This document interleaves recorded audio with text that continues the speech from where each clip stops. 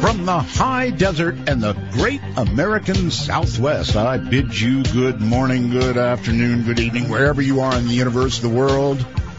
We're covering it all with a brand new program called Midnight in the Desert. I'm Art Bell, and it is my pleasure to be here. It's going to be an interesting evening. The first thing we're going to do is cover the genesis of the name of the program. Now, let's think about it a little bit. Midnight in the Desert. Where have you heard that before? Midnight in the Desert. Midnight in the Desert. Let me think about that. Oh, yes. There's this lovely gal in Nashville. There's this lovely gal in Nashville who, I'm hearing music. I wonder where that's coming from. It's really strange. Now it's gone. All right. This lovely gal in Nashville who sang it for me, and her name is Crystal Gale. Crystal, welcome to the program. Well, thank you for having me on. I'm so excited. I guess now I should reach back. I should tell everybody that one day you came to my house here in Nevada. You came all the way to Pahrump, Nevada, and handed me a song on a CD, and it blew me away. And then, Crystal, as time went on, and you said, I sang this for you, here you go, it's yours. And as time went on, I fell more and more and more in love with the song. It's the last song I play every single night. And so, first of all, I guess I would like to ask about the genesis of this song. Did you write it yourself? I wrote this with Mike Laudermilk and then my husband Bill. But Mike and I started out the song. We listen to your program all the time, as you know. And we just started thinking about it. And we said, we got to come up with something. And it just came. And we wrote it, and we decided we had to bring it to you. Crystal, when you write a song, does it most times just come, or are a lot of them struggles to write? Yeah, a lot of it can be struggle. Yeah. But the ones that I like are the ones that just come easy, and this definitely did. But it just felt right, and we wanted to do this. Boy, it does feel right. It feels right for. By the way, you'll be interested to know we had a great vote on this website, and Midnight in the Desert won out. Hands down, everybody wanted the program to be called that. Everybody wanted the theme to be that. This is great. So, well, we are very honored. Very, very honored. I'm very honored. What are you doing these days? Well, we're still working out on the road, doing different concerts, and been in the studio working on a classic country album that's in the mixing process and will be out soon, and just having fun. In my career, I've been all over the world, made so many wonderful friends, and love it. And I'm still making more. All right. I want an honest response here. When you go out on the road, man, you're really on the road. I mean, you're from spot to spot to spot to spot all over the country. Does that wear one down after a while? Definitely, it can wear you down real fast. Yeah, I thought it just depends. When I was younger, definitely we could go day after day after day, and then you get a little older, and it was like, okay, let's slow this down. But once it's in your blood, you love it. I mean, we enjoy being out there, and as you know, my sister Loretta Lynn, I mean, she loves it. She's still out there singing it, and it's just incredible. And I've got to say, we're going to be at her ranch on September 5th. We're the Van Leer girls. So really? My sister Peggy and Loretta and I will be all together there, and we have so much fun. How come so much talent gathers in one family? I don't know. I think my mother would sing. My father, I think he sang and played the guitar, but Mom had a twin sister that they'd sing around at socials, and it was a part of our upbringing. In Kentucky, everybody gathered on the porch, and, we didn't have the video machines and everything else. Oh, I know about Kentucky. I do. It's really laid back. There's so much beautiful farm country there, horses all over the place. It's gorgeous. It's a great place. A wonderful place. You know where I am, out here in the middle of cactus country. I love the desert. So, so you honestly really did. You used to listen to the show, huh? Oh, yes. Yes. That's incredible. I never know who's, just like you never know who's in the audience, I never know who's out there. That's right. Well, we listen, love it, and it inspired that song. Definitely. Somehow I can imagine you all listening as you're on a bus or on something going from, one gig to another. Definitely that. At home as well. It's, when you enjoy something, and I enjoy what you talk about, so all the interesting things. Well, when I played this, I'm married again. I played it for my wife, and she just absolutely fell in love with it. And then I told her that I actually met you, and I showed her your picture, and she about fell over. So I've got to ask you about your hair.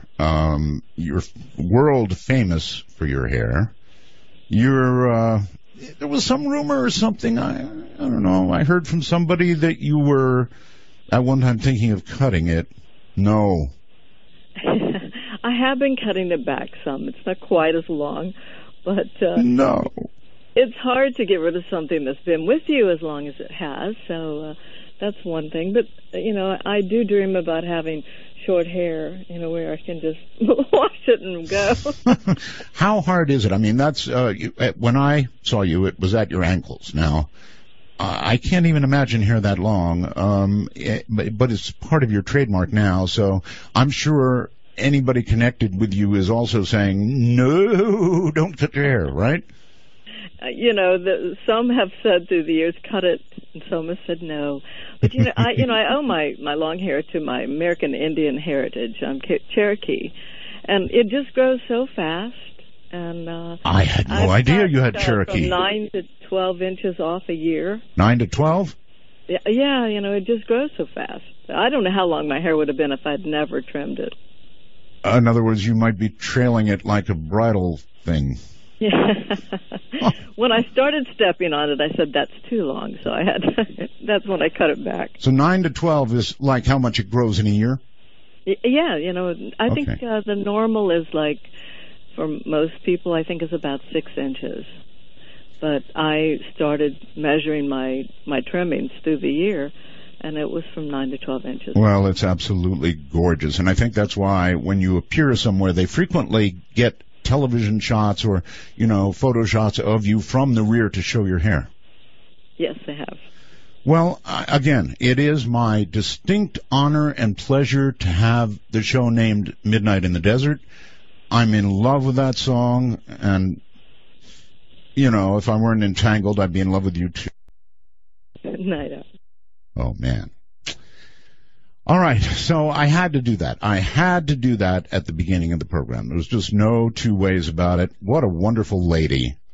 And I'm not kidding you when I say she got on an airplane, came all the way out here, came to my house, had lunch, and handed that to me and said, here, this is for you.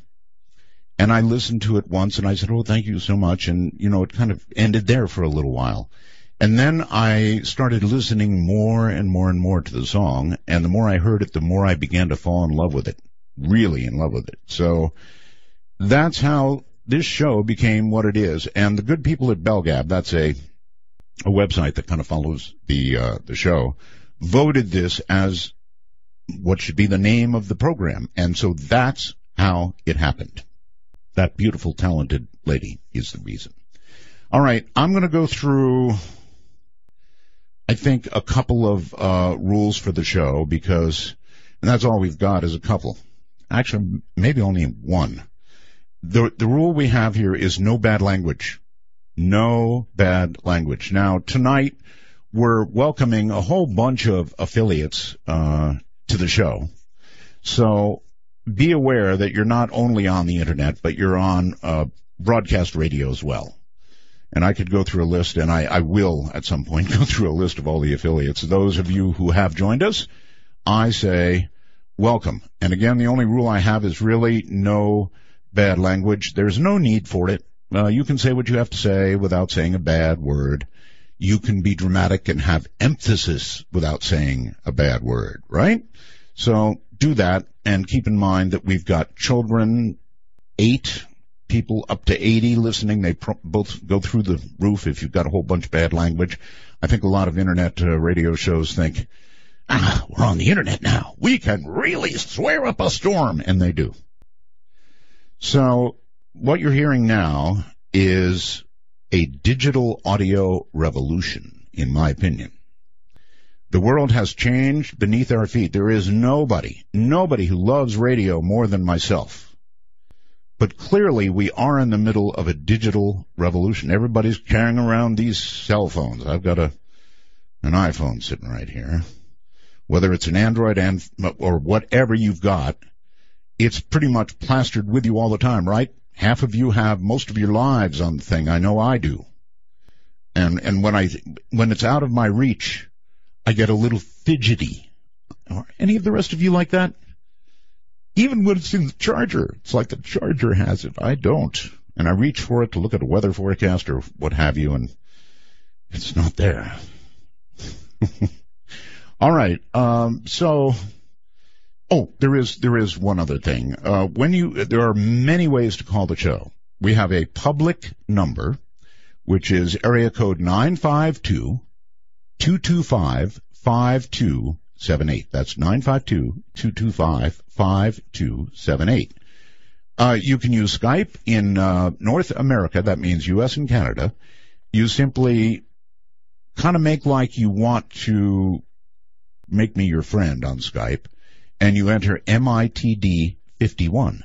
That's MITD 51, as in midnight in the desert, right? If you're overseas, anywhere outside North America, it's MITD 55.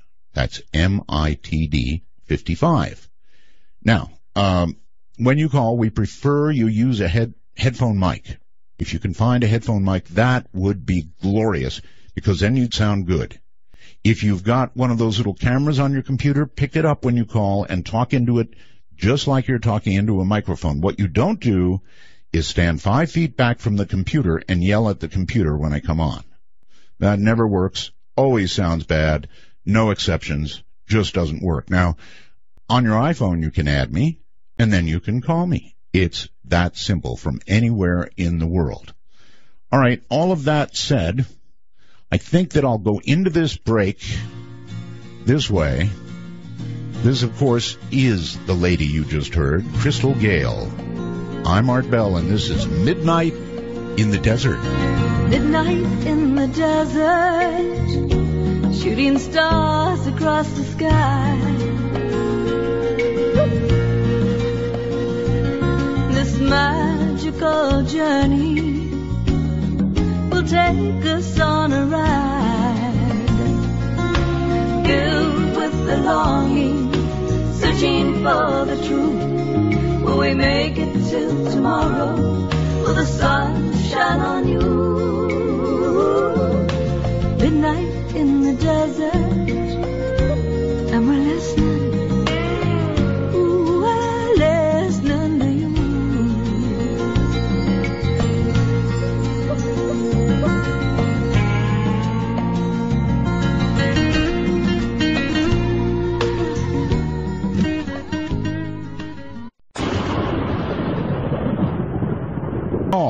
Good evening, everybody. I am Art Bell, and I am back after a 2-year hiatus. At the bottom of the hour, we're going to be joined by, or after the news at the bottom of the hour, Graham Hancock. And Graham is an amazing, amazing guy. I'll tell you all about him. If you've never heard Graham, well, you're in for quite a treat. I've got a few thank yous to do since this is an inaugural show. I'm going to repeat some of what I said last night. Now, I needed really, really good audio to do a show like this, or to even contemplate doing a show like this, and so I called the Telos Company. They are the leaders in getting audio from point A to point B and getting phones working and all that kind of stuff. And the company Telos said, well, you know, our chief engineer lives right there in Pahrump, Nevada. I about dropped the phone. What? So I hooked up with Joe, who happens to be a ham operator like myself. Needless to say, he talked the company into providing us with the best gear that exists on planet Earth for getting sound from point A to point B, or telephones or whatever. And so thank you, Telos, and thank you, Joe. Keith Rowland, my webmaster of, this bothers me a little, probably bothers Keith too. What is it, about 30 years, Keith? We've known each other, I think, something like that. So he's doing it all down there. Well, I'm doing it all here, and he's doing it all there. Dr. J, my new producer, and by the way, Paul, my old producer. That sounds bad, right? Like the old guy. He's fine. Dr. J is my new producer and doing a great job. I want to thank the BellGab website. This is a website comprised of people that might chew your arm off or might give you a kiss on the cheek. It's really hard to say. They're sort of what I describe as vaguely lovable. It's a great site. If you're not, well, there's 2 sites listed at artbell.com, incidentally. 2 sites. So here's the deal. BellGab is the Wild, Wild West. The other website listed, which claims the name of the show, is a little easier going. So if you don't feel like you would even put your head into the lion's den, you're going to want to go to that one. If you're unafraid, I make these people sound bad. They're actually bright people. They're people who have really helped spread the word of the show. And, it's a little acerbic at times, but BellGab is a place you might want to try. BellGab.com. Then there's Las Vegas Net, LasVegas.net. We did a test show last night, and as I mentioned last night, Internet is crucial to virtually everything I do. Without Internet, there is no me. The phones come in by Internet, Skype comes in by Internet, my program goes by the Internet. So I am Internet dependent. Last night we did a little test show, and we had storms up on the mountain between here and Las Vegas. That's where the microwave sends the Internet, right? And these storms caused a gigantic rain fade. I mean, it's 9,000 feet up, folks, and it came down so hard that even the microwave signal simply didn't make it through. And when that happened, of course, an hour and a half or an hour and whatever it was, 3/4 into the show, things began going bonkers. So that's why you do tests. We ironed that out. We ironed out a whole lot of other things. And hopefully all will run smoothly tonight. That's not wood. That's sort of metallic, but it looks like wood. It's wood-like. Probably doesn't count at all. Let me find. There we go. That's real wood. All right. While we've got a moment, I'm going to pick up, I think, a call. And I'm going to go to, let's see. Let's go to Illinois. Hello, Illinois. Are you there? Yes. Extinguish your device, please. Done. Done? Great. Okay. What is your first name? Rose. A rose by any other, right? Mm-hmm. Yeah. What part of Illinois are you in, Rose? Iuka. Population 600. Really? That's a very small town. Mountain farm country. So does everybody sort of know everybody in your town? I imagine they do. Yeah, it's like everybody knows everybody. Mm-hmm. Okay, well, listen, welcome to the program. Do you have any thoughts, suggestions, ideas, criticisms, anything? No criticisms. I love him. I cried when they took his show off the air. My husband, I was screaming and yelling at him, he's not on, that other radio show's on. Oh, wait a minute. I've been listening to Art for years. Well, yeah, but you're talking about him like he's in the third person. Well, he was gone for a little while, and I missed him very much. Well, he was, and he missed being here, too. Listen, just for the record, I'm Art. This is Art. Oh, my God! No, just Art. Oh, my God! I got through to you? Oh my God! Now, what have I always said, Rose? I've always said I don't have a call screener. Screeners, yeah, but I usually they say that and somebody else picks up. Oh my Lord!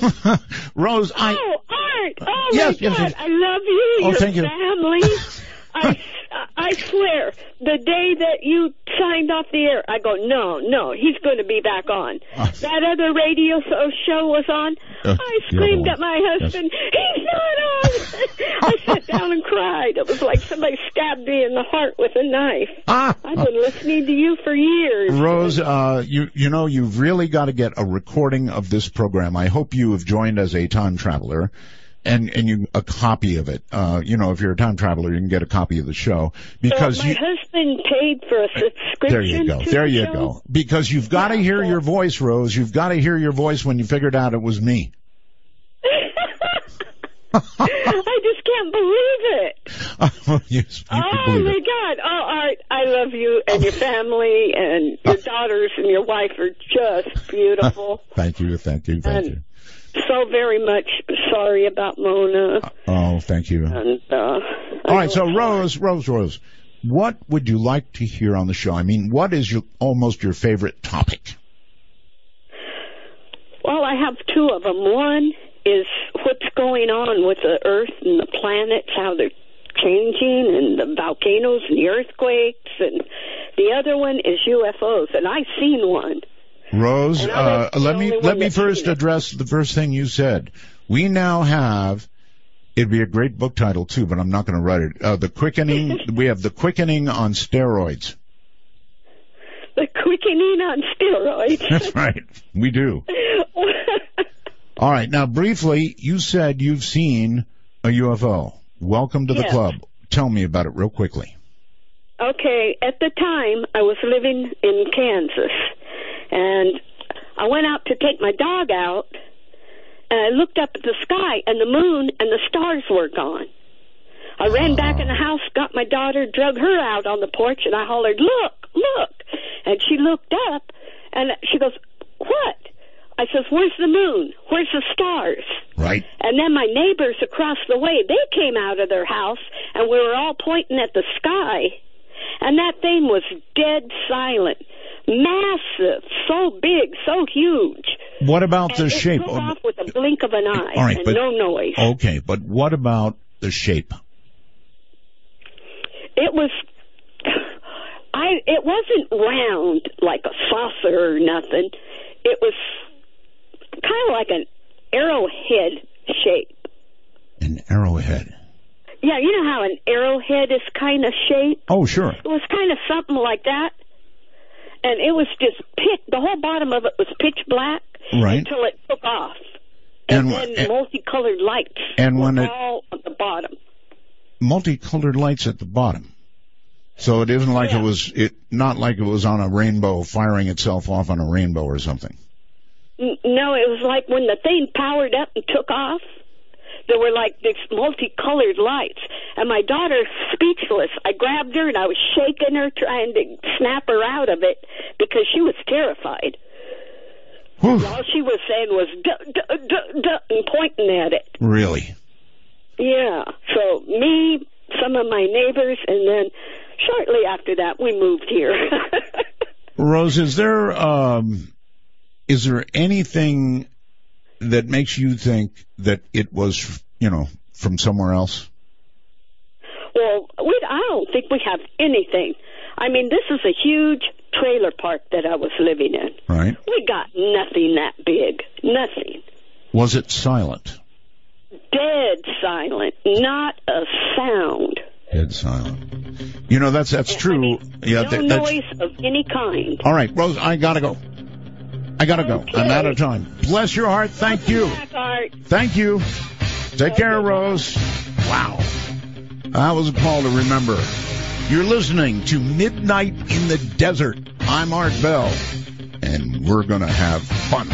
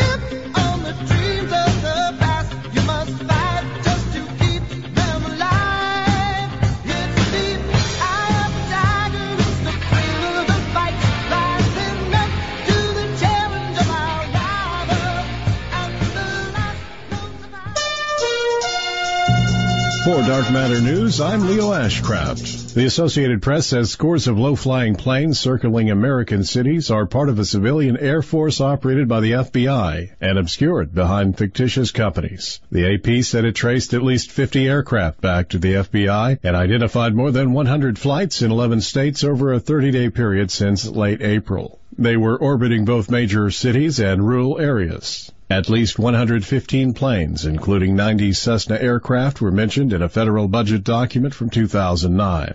For decades, the planes have provided support to FBI surveillance operations on the ground, but now the aircraft are equipped with high-tech cameras and, in rare circumstances, technology capable of tracking thousands of cell phones, raising questions about how these surveillance flights affect Americans' privacy. The FBI says the planes are not equipped or used for bulk collection activities or mass surveillance. They say the surveillance equipment is used for ongoing investigations, but generally without a judge's approval.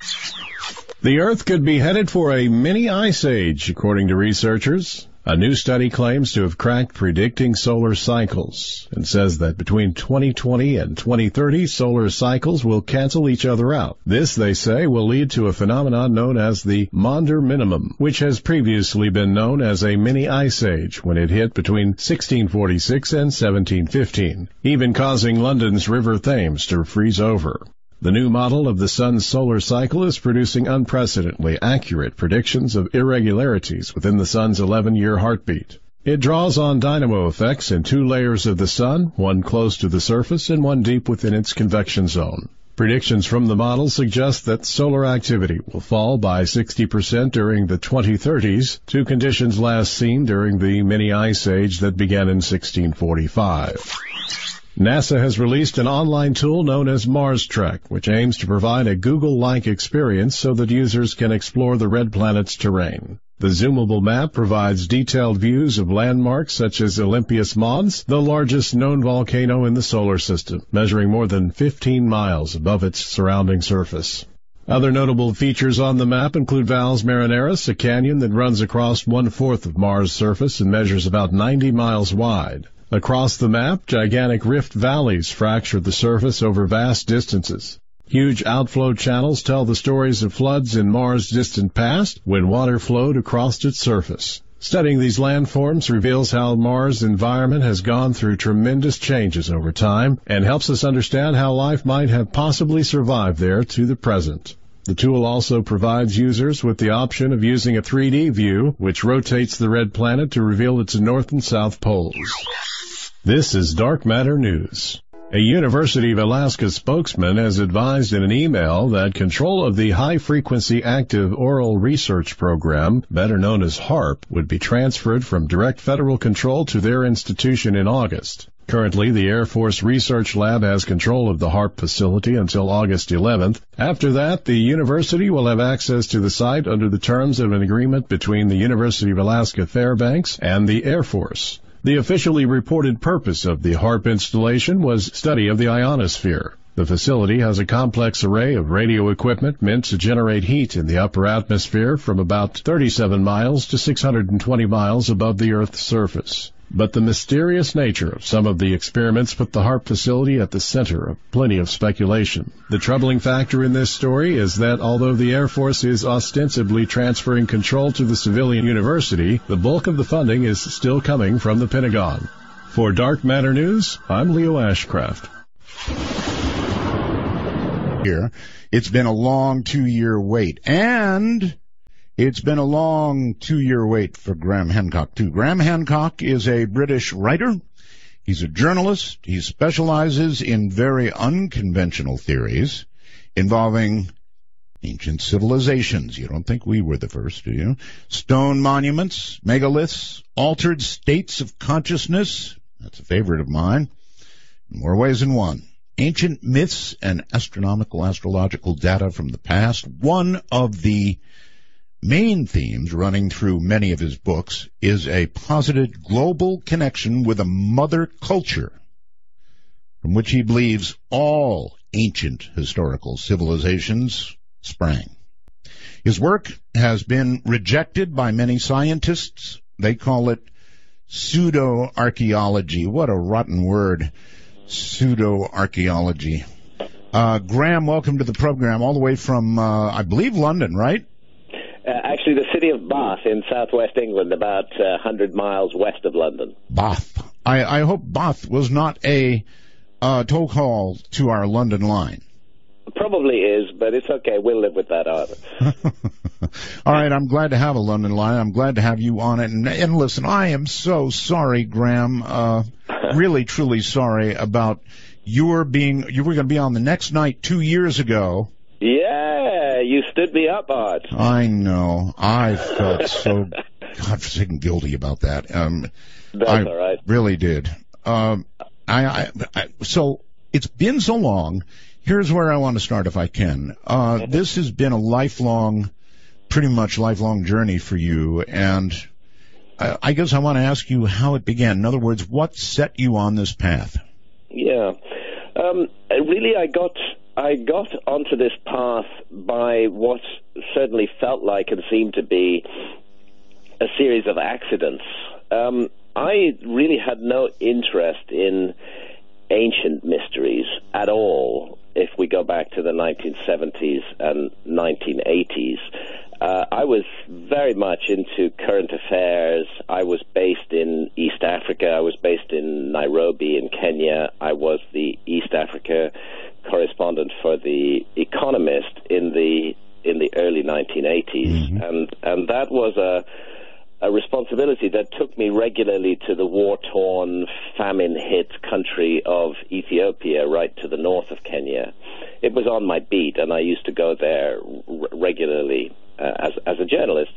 And in Ethiopia, I stumbled across a non-current affairs story that Ethiopia claims to possess the lost Ark of the Covenant with all its powers, that it can still strike people dead, that it is still a thing of fire.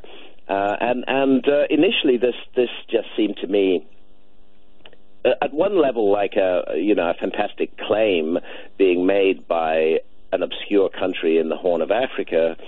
And at the other level, there were intriguing elements about it that made me wonder what lay behind it and whether it... Uh-oh. Well, that was awfully quick. We lost him awfully quickly. And he was just talking about the lost Ark of the Covenant. So I have no idea what just occurred. Nothing else is going askew here. So hopefully Graham will call back. The Lost Ark of the Covenant. Now, I've seen all the movies, as I'm sure you have. And I am intensely curious about the Lost Ark. I wonder, A, if it, still exists. And I wonder, B, if we were to lay our hands on it, would we be pleased that we did that? Really, what happened? I wonder what happened to our line. That is our London line. It pretty much should have stayed together. And I'm looking at everything else that I can look at. The Skype calls coming in and other calls coming in, and everything looks all right. So I don't know. This is one of those things that you don't expect. You certainly don't hope that. I mean, do hope ahead of time that nothing like this will occur, but it did. So he will realize, he's probably going on and on, he'll realize that he's been disconnected and will call back. But there's just no reason for this. You all have seen the movies about the Lost Ark, right? And I was just prepared to ask him about that. Let's see, what should we do? We could take an additional break here, and then I could call him, or I suppose I could just call him. I'm not against doing that either. So, let's see. I wonder if it'll hold up. And I wonder how I dial from here. I wonder a lot of things. You should all know this is all new equipment. I repeat, new equipment. So I hardly know what I'm doing. Though, in that case, I'm not exactly sure what I would have to do to call London from here. So what we will do is we will take an additional break. That's what we will do. And that'll take care of one for later. So We'll pause for... No, wait a minute. Wait. I think this might be Graham back on the line again. It's me. That connection to London doesn't sound so good anymore. We just got cut off there. We sure did. You sound fine right now. Good. Well, let's carry on. Okay. We were with the Lost Ark of the Covenant. Yeah, and the bottom line was that it was that accidental encounter with the Ethiopian claim and my investigation of it over several years that led me to take an interest in ancient mysteries and to wonder whether the story we were being told about our past was actually true. I mean, previously I'd accepted that, that what the historians and archaeologists said was based on science. It must be true. There was no reason to question it. And then I discovered in this specific case that there were lots and lots and lots of reasons to question it. And then I thought, well, if that's the case here in this subject, which I've now thoroughly investigated and found that archaeologists are missing a trick on, maybe it's true in other areas of the past as well. And that ultimately led me to my next book, and certainly my best-known book, which was Fingerprints of the Gods, published in 1995. All right, let me back up just a little bit. I can't leave the Lost Ark just yet. Sure. Is it your view, Graham, that the Lost Ark still exists somewhere in the world? Yes, absolutely. And if Ethiopia doesn't have the whole thing, it's certainly got a large piece of it. There are some indications that it got broken or damaged during the last couple of thousand years. And according to my reconstruction, it's been in Ethiopia since about 400 years before Christ. Now, this is a controversial claim, but all the dots join up, and there's extraordinary backup to what the Ethiopians are saying, and the role that the Ark of the Covenant plays in their culture is really extremely puzzling. I mean, this is the only culture in the world which has a living tradition of actually worship of the Ark of the Covenant. Everywhere else it's a forgotten relic. In Ethiopia, it's part of the beating cultural heart of that country, and every church has a replica of the Ark of the Covenant in its Holy of Holies. And it's really, the more you get into it, the more extraordinary it seems that this could just be based on nothing.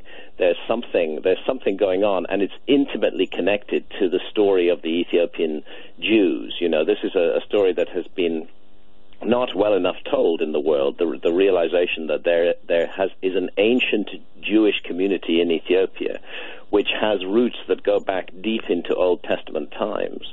And these Ethiopian Jews, who call themselves Beta Israel, which means House of Israel, they're often referred to by outsiders as the Falashas. The vast majority of them have now been moved to Israel during the crisis of the civil war in Ethiopia in 1991. The Israelis mounted a rescue mission and took most of the Ethiopian Jews out of the country. But I knew them before that exodus, and I traveled in their villages and I talked with their priests, because the Ethiopian Jews have priests. This itself should be an indication of how curious and strange their religion is. Modern Judaism does not have priests; it has rabbis. But these Ethiopian Jews were practicing a very ancient form of Judaism, even sacrificing rams, which is forbidden in Talmudic Judaism. So, intriguing story, and one thoroughly worth investigating, and one that woke me up to the mysteries of the past. If you had access to the Lost Ark of the Covenant, would you hesitate to open it given the opportunity? Yeah, I'd absolutely hesitate to open it. I think we're looking at a piece of lost technology, and there are some indications that it has gone rogue. Rogue? Yes, that it kills its keepers. There is an old tradition in Ethiopia that a single monk is appointed as the guardian of the Ark. Once he's appointed to that position, he can never leave the precincts of the chapel where the Ark is kept.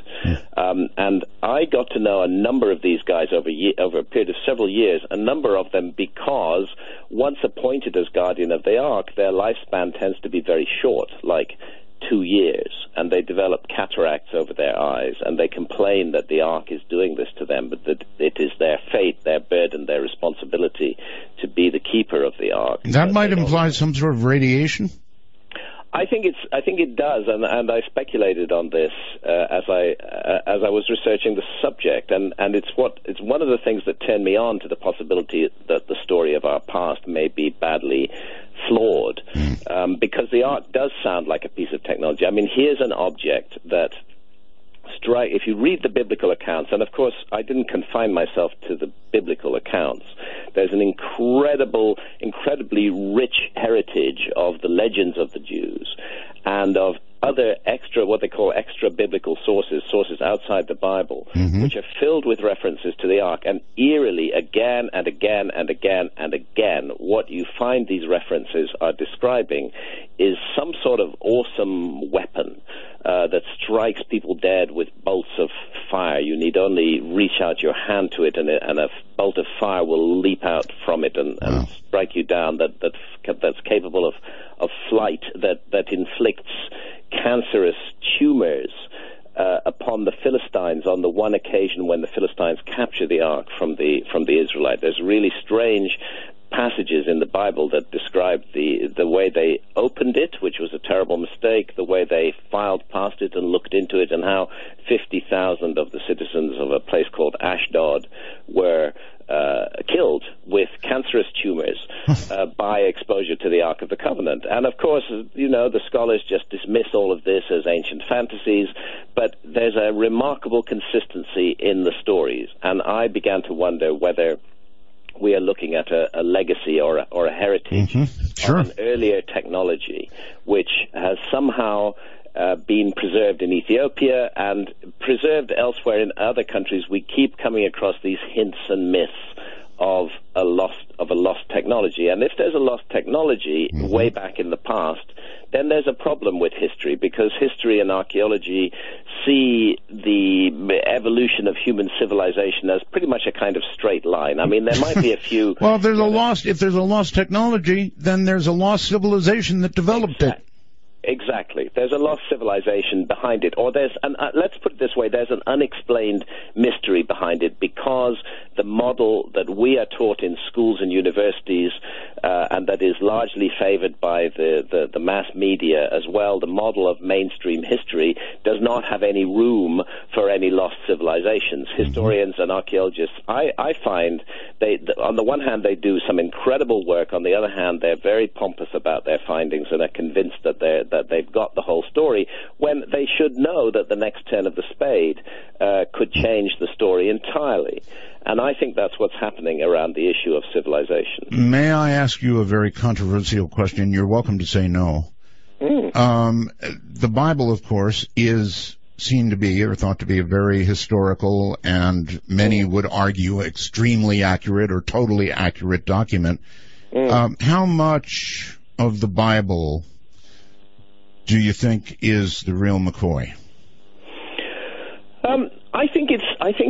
It should just be looked at as a repository of information from the remote past, and as such, there's no need for us to distinguish it from the incredible scriptures and religious ideas preserved in hieroglyphs by the ancient Egyptians, where those ideas often touch on the remote past of mankind, or the texts of the Sumerians in Mesopotamia, or for that matter, the ongoing tradition of Hinduism in India. Hinduism is based upon the Vedas, and the Vedas are lost books going back into the remote. The origins of the Vedas are really a deep mystery.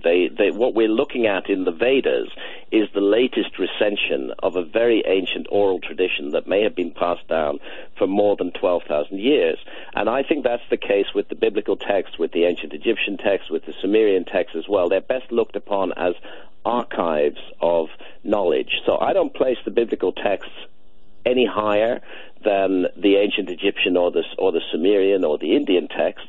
I place them alongside those texts as a route into the past, that this is one of the ways, if you think of it as a wormhole in the fabric of space-time, that through these documents we can begin to enter and gaze upon and penetrate the mysteries of the past. Well, I ask myself, Graham, all the time, how much of it I believe. And I do this because even relatively recent history, written supposedly, perfectly as it occurred, depends on who wrote it, whether they're the ones who won the war. And I mean, history is just, even relatively modern history comes out 6 ways from Sunday. Yeah, no, totally. I don't think we should automatically believe anything in any ancient text.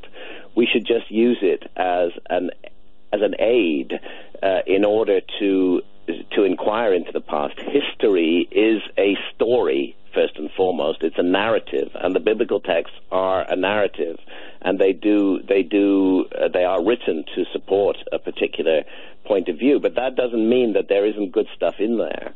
No, there is. I mean, there's stuff that everybody knows is good. That human beings, I think, just know as a natural matter of being a human being the right and wrong way to treat somebody else, for example. So a lot of it is that kind of common sense, and you can believe it. Yeah, well, the ethical stuff, is an aspect of all ancient texts. No harm in listening to that. But Graham, I want to know: did the miracles really occur? Did the sea really part? All of that, I want to know, and we all do. Yeah, I think that what is being captured in some of these accounts, again, it comes back to this issue of a technology that we don't understand. The faint hints and traces of some system of manipulating physical matter, which is not the system that we use today, and which appears to be miraculous, but is in fact an ancient science. I think that to me that's what it all comes down to in the end, that we're dealing with the fingerprints of an ancient science, and that this science goes back to a civilization before recorded history began. Now, I have to say that at the root of it all is mystery, not history. Oh, yeah. And when we seek to explain this, we should keep an open mind to all possibilities. Another possibility that many people like is the ancient astronaut. All right, hold it right there. We're at a break point, and we'll be right back with Graham Hancock. I'm Art Bell.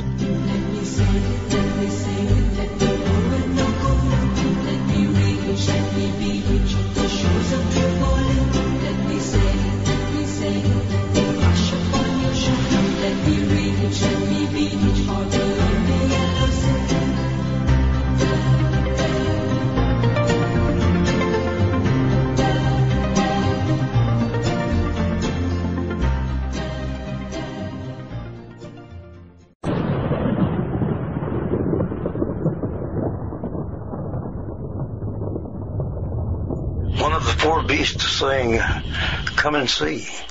And I saw, and behold, a white horse.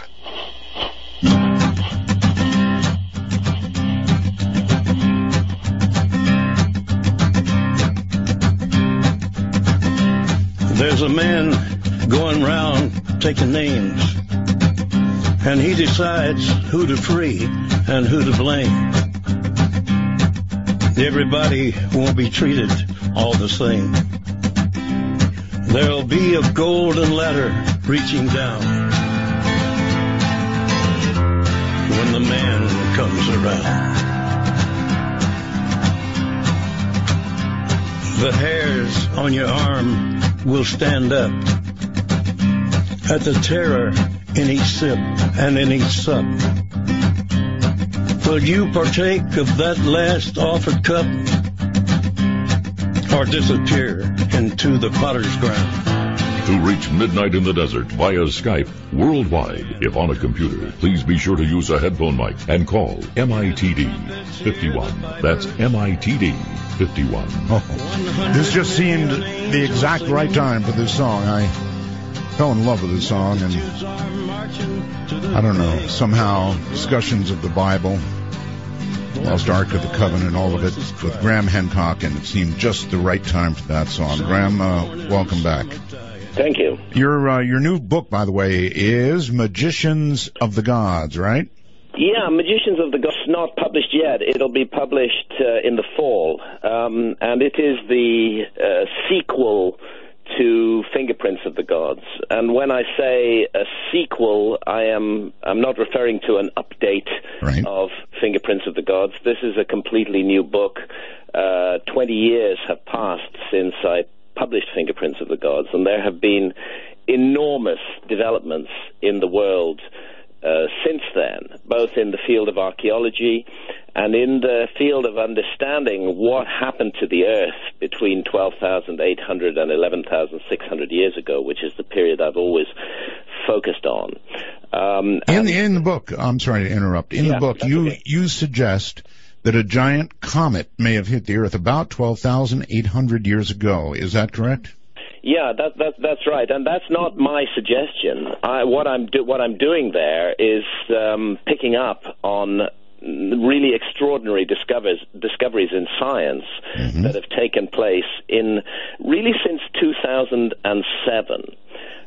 This is all very new information. We have a group of around 30 scientists from all around the world, from major universities and research institutes, who've been looking at what they call impact proxies. Now, this information has got out in a small way to the public, but it's never been put together into a coherent case that has a bearing upon the origins of our history. And that's one of the things that I'm doing in Magicians of the Gods, is I'm putting all of that information together for the first time. See, it used to be held that the last time we had a major, what they call a cosmic cataclysm on this planet was 65 million years ago. Dinosaurs, what they call the KT event, when what is calculated to be an asteroid about 10 kilometers in diameter smacked into the Earth in the Gulf of Mexico, created a global firestorm, destabilized the crust of the Earth, sent huge plumes of volcanic smoke rising into the upper atmosphere, changed the climate completely, and in the process rendered extinct the dinosaurs that had been the masters of our planet for, hundreds of millions of years before that. Now, the view of science was that impacts on this scale, what you call extinction level events, are very rare. That they happen approximately once every 100 million years. Although how anybody could seriously expect the universe to be as predictable as that, I cannot imagine. Like every 100 million years, the alarm clock rings. Yes. But this was the view, and that while it is known that the Earth is in the path of small objects, meteorites, that they enter our skies all the time, little shooting stars, they light up, they're very pretty to look at. We don't feel endangered by these. They're the size of a speck of dust, and they're not going to do any harm to the Earth. So historians looking at the story of human civilization, anatomically modern humans like us, at least according to the mainstream view, are supposed to have existed for only the last 200,000 years, and civilization, according to the mainstream view, is only supposed to be about 5,000 years old. So if you're dealing with time spans of 200,000 years or 5,000 years, why need you concern yourself with time spans of hundreds of millions of years? This is the essential point of history. So history doesn't take account of cosmic cataclysms. And that's why, with this rigid view that the last one happened 65 million years ago, that we're not going to see another cataclysm for about another 35 million years, that's why history ignores cataclysms. But the group of scientists who I mentioned began to put together the information. They began to realize there were certain anomalies in the data. They began to realize that something horrendous had happened to the Earth much more recently than that, incredibly recently, actually just 12,800 years ago, at the beginning of an episode that geologists call the Younger Dryas.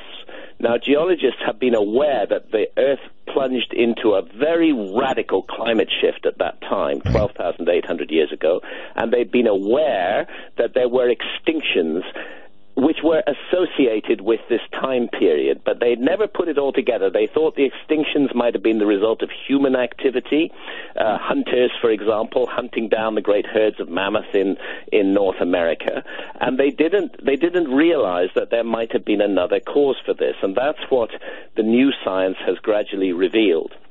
that the Earth was hit All right. 12,800 years ago. All right. And it was hit by at least 8 large fragments of a giant comet.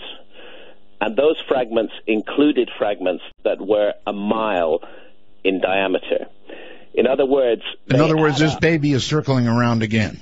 Well, the point is that what all this comes back to is that the comet that was responsible for the cataclysm 12,800 years ago, the Earth has had several encounters with its debris stream. Those first impacts 12,800 years ago, and I'm summarizing, 8 or 9 years of really intense science here, which is thoroughly documented in the new book, that the first impacts were largely on the North American ice cap. This was the Ice Age. North America was buried as far south as New York in ice that was, 2 miles deep. This is why craters were not found, because those impacts on the North American ice cap were on the ice itself, and therefore the craters formed in the ice, and the vast heat initiated by these gigantic impacts. These objects are coming in at close to 100,000 miles an hour. That the vast heat liquidized huge areas of the ice cap, causing enormous flooding. And part of my research with a fantastic catastrophist researcher called Randall Carlson, who traveled with me, we made a big journey across North America, across Oregon, across Washington State in particular, the channeled scablands of Washington State, unbelievable landscapes, the coulees, upper and lower Grand Coulee, these huge gouges in the earth.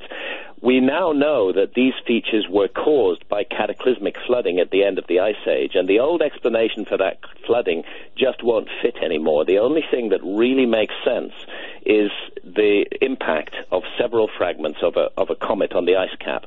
So I'm going to summarize very quickly. We have impacts 12,800 years ago.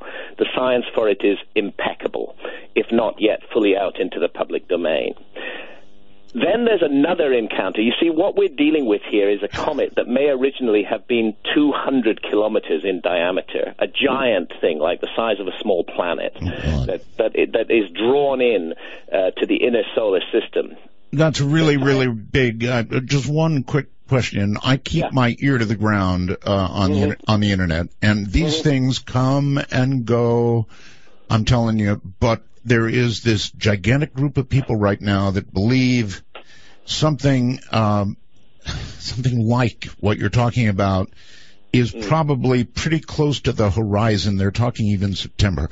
I don't have a clue. I just know there's a gigantic buzz about it right now. If you want to comment on that, fine. Well, if not, fine.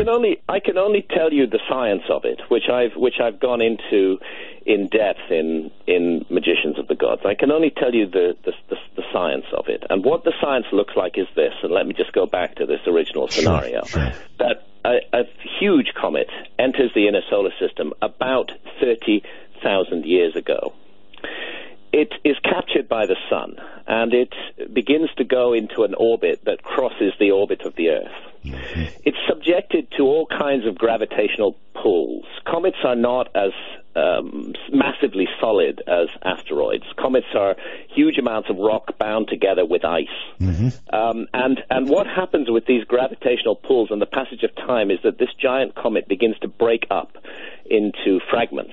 Some of those fragments might be 20 miles across. Others might be the size of your fist. And it begins to form a debris stream. Imagine a huge donut spread around the solar system. That's the debris stream of this comet. And in it, there's lots of small stuff, which isn't dangerous, and there's a lot of large stuff, which is hideously dangerous. 12,800 years ago, we are hit by about 8 large fragments of this comet, with the epicenter of the cataclysm on the North American ice cap, and continent-wide wildfires across North America, and the massive extinction of what are called the megafauna, the large animal species of that time. world climate changes, huge amounts of ice water from the ice cap have been released into the ocean.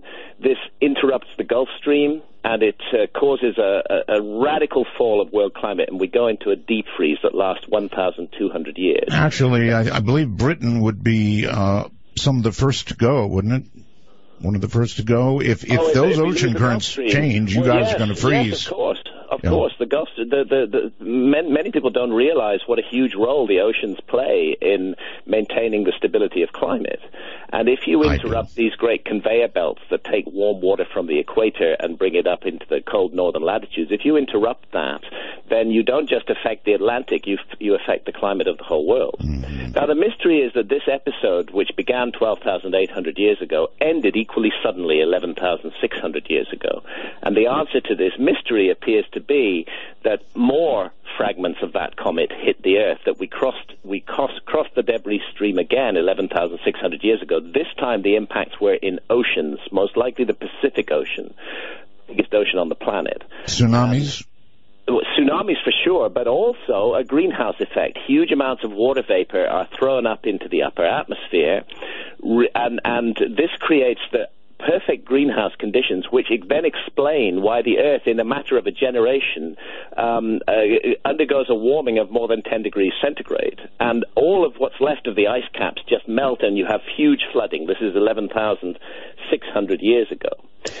The point is, I'm not a big fan of doom and gloom and cataclysmic scenarios, but I think we need to be aware of our cosmic environment. And the point is that the astronomers and other scientists who've worked on this say that the debris stream of that giant comet is still in orbit. As a matter of fact, it's well known to all of us. The Earth passes through the debris stream of that giant comet twice a year. And that debris stream these days is known as the Taurid meteor stream, because it seems to come at us from the direction of the constellation of Taurus. That's an illusion, but that's why it's called the Taurid meteor stream. Well, Graham, I know I'm sorry. Go ahead. I'll just finish this thought. The alarming thing is that calculations suggest that there are still many large objects in the Taurid meteor stream. Some of them are known, like Comet Encke, which is 5 kilometers in diameter. Others are theoretical, but when they backtrack the orbits of the meteor stream to the original giant comet, the inescapable conclusion is that there is at least one object with a diameter of 20 miles still out there and still crossing the orbit of the Earth every year. And it's really just a matter of luck. It's like crossing a 6-lane highway blindfold. We've just been crossing that highway twice a year and missing the traffic. But sooner or later we come into an area where the traffic bunches up, and then there is a danger of an impact. And some of the astronomers who've worked on this think that that danger is a real and present danger, and that it could confront us any time between now and about the year 2040. I wonder if we'd see it coming out. You know, we look for these things, Graham. We really do, amateurs particularly. But we might not see one coming directly at us out of the sun. That's the problem. We're not looking for these things. Well, the amount of money amateurs. that NASA is spending on the research for Earth-crossing objects is absolutely minuscule. Yes, and as you know, to pick up on what you said, coming from the direction of the sun, we have no eyes on that at all. That's right. And we're looking at a situation here where actually we as a civilization could prevent this cataclysm. There is no reason for doom and gloom. If we saw it coming. But we can see it coming. It's something that we should be taking an intense interest in. Instead of the petty squabbles that divide us all at the moment, the ridiculous wars over ancient religious ideas, which people have received as children and never questioned, the territorial conflicts, the greed, the stupidity, the hatred, the fear and suspicion being manipulated in society by the powers that be. If the civilizations on this planet were to put their heads together and say, all the evidence suggests that there is a real and present danger from the skies, what can we do about it? The answer is we could do plenty about it. There's no need for another extinction.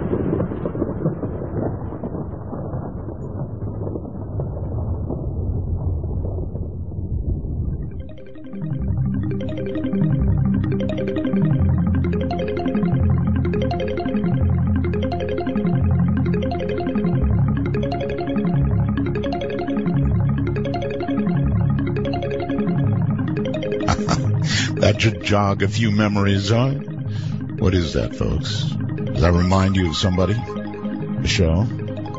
Oh, yeah, Dreamland. While midnight sweeps across America, you've found an oasis for the mind. To call Midnight in the Desert, please dial 1-952-CALL-ART. That's 1-952-225-5278. Actually, no need to call right now. We've got Graham on, and as you can hear, he's got a very great deal to say.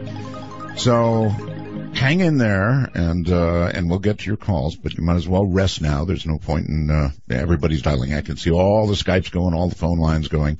Just relax and listen. My guest is Graham Hancock, and here he is again. Graham, welcome back. Thank you, Art. All right. So, with all the internet rumor going on right now about something really gigantic coming, I cast these things off, but this one seemed particularly, constant. The drumbeat of something, people feeling something's coming. I guess they always do to some degree, but. Well, I just think that I think we have to take a different perspective on this. We live in a very dangerous cosmic environment. Mm-hmm. That's a fact. But we do not need to embrace gloom and doom, and we do not need to project a cataclysm upon ourselves. In other words, we do not need to manifest these things by dwelling upon them in some sort of extraordinary masochistic way. That's true. But you mentioned wars, Graham. You mentioned wars, right? Yeah, and that's what I'm saying.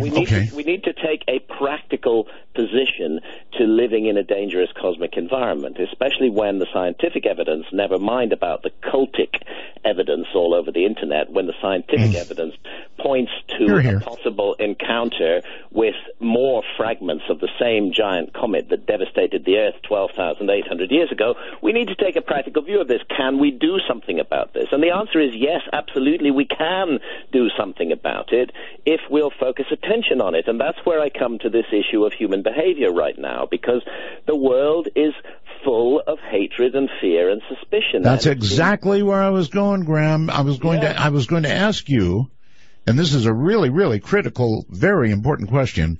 In your view, is mankind now any more or less warlike than we always have been? I actually think that we are much more warlike than we've always been. I think it's getting worse and worse because the same atavistic, primitive urges that led to those bloody medieval wars with swords and spears are still at play. We still haven't grown up. We're still infantile. And we are now equipped with really dangerous toys, which can cause absolute havoc and chaos in the world. Actually, never mind a comet, we're perfectly capable of wiping ourselves out, of taking this beautiful garden that the universe has given us to play in and turning it into a hell world. And we're in the process of doing that. And I can't help feeling that there are powers at work which are manipulating us to think in this way, which are pressing those primitive buttons in our deep reptilian brain and not allowing us to begin to think clearly and openly. If we thought clearly and openly, we wouldn't have a single nuclear weapon on this planet. They're just such deadly, dreadful, dreadful things. But, we do. If we thought clearly and openly, we wouldn't be allowing the destruction of the Amazon rainforest. Mm-hmm. Obviously, our society is just, a little bit insane, absolutely crazy, and behaving in a psychotic manner. And then, looming on the horizon, is the danger of cosmic cataclysm. And that's a danger if we were to pool our resources, if we were to work together, if we were to stop hating and fearing each other and actually realize that we are one human race, one family, all brothers and sisters, all with the same hopes, all with the same fears. We don't need to fight each other. If we could take that line, then we could look at the challenges that face humanity, amongst which is the challenge of a dangerous cosmic environment, and we could do something about it. We could use our brilliant science for positive rather than negative ends. Any idea, Graham, how we create that change in humanity? I think that there is a change of consciousness underway. I am very aware of this. It comes. The internet is the key factor. It's the internet is an instrument for liberation. Dark forces are seeking to control it and to limit its liberating powers. But what the internet is doing is it's joining people all around the world into communities of ideas, not communities based on skin color or the religious belief that we happen to have been born with or of our ethnic roots. Well, yeah, okay, that's the upside of the internet. But to do with the communication of ideas. Now, I realize lots of negative things are happening on the internet as well, but this ability for people all around the world to communicate with one another instantly, to share ideas, and to expand those ideas is a great instrument for awakening. And I see that awakening taking place all around the world, and I see it particularly in the youth. It's small still. It's a small flickering flame, but it's growing. And, you know, we reach a point of critical mass, perhaps sooner than the big corporations any longer. We're going to take matters into our own hands and make a better world. And I think that's coming. I feel very optimistic for that. Well, I'm not as much of an optimist as you are, and while what you point out about the internet is certainly true, it is also teaching teenagers or encouraging them to, become radicalized, do something awful here, and or go to Syria and join up with the bad guys. Yeah, well, we have some bad guys on our side too. If we're going to think in those terms. Oh, no, we do. I agree. I really don't want to think of myself as a member of a particular nation, I'm not, by the way, when I say that, I instantly realize there's a button that gets pressed. I am not in favor of one world government, okay? I am not in favor of any bloody government. I hate government is an old phase of human activity. Our next phase is going to have a much smaller role for government. So when I say that I don't see the point of nationalism, I don't see why I should automatically owe allegiance to somebody else just because they happen to be born on the same piece of land as me. I'm not arguing for one world government. Mm-hmm. I'm arguing for an awakening of the human species where we realize for the first time our full potential instead of allowing it to be harnessed and channeled and narrowed down by sectarian interests, which include, of course, death cults like ISIS. Yes, mm-hmm. I can't bear the fact that hideous death cult has stolen the name of an ancient Egyptian goddess. It's appalling. But it is a death cult, and yes, it's using the internet. But many forces for love are also at work on the internet. So we have both sides. Very quickly, you don't want a one-world government. You don't want really any government at all. What would you... As little as possible. Yeah, we have such little time here. What would you have? I don't know. I just know that what we've got now is really bad, and it isn't serving the human race anymore. I don't think to recognize that we have to create a roadmap for the future. I think it's enough to say what we've got now is a broken model. It doesn't work anymore. It's allowing millions of people around the world to starve, to go to bed hungry every night. It's allowing the proliferation of nuclear weapons into dangerously irresponsible hands. It's allowing pollution on a gigantic scale to eat away at the lifeblood of the planet. I don't think I need to saying, recognize the need for change. Once we recognize that exact direction that change. For Dark Matter News, I'm Leo Ashcraft. The owner of Jordan Lobster Farms said he can't bear to sell or cook a massive lobster that is nearly a century old.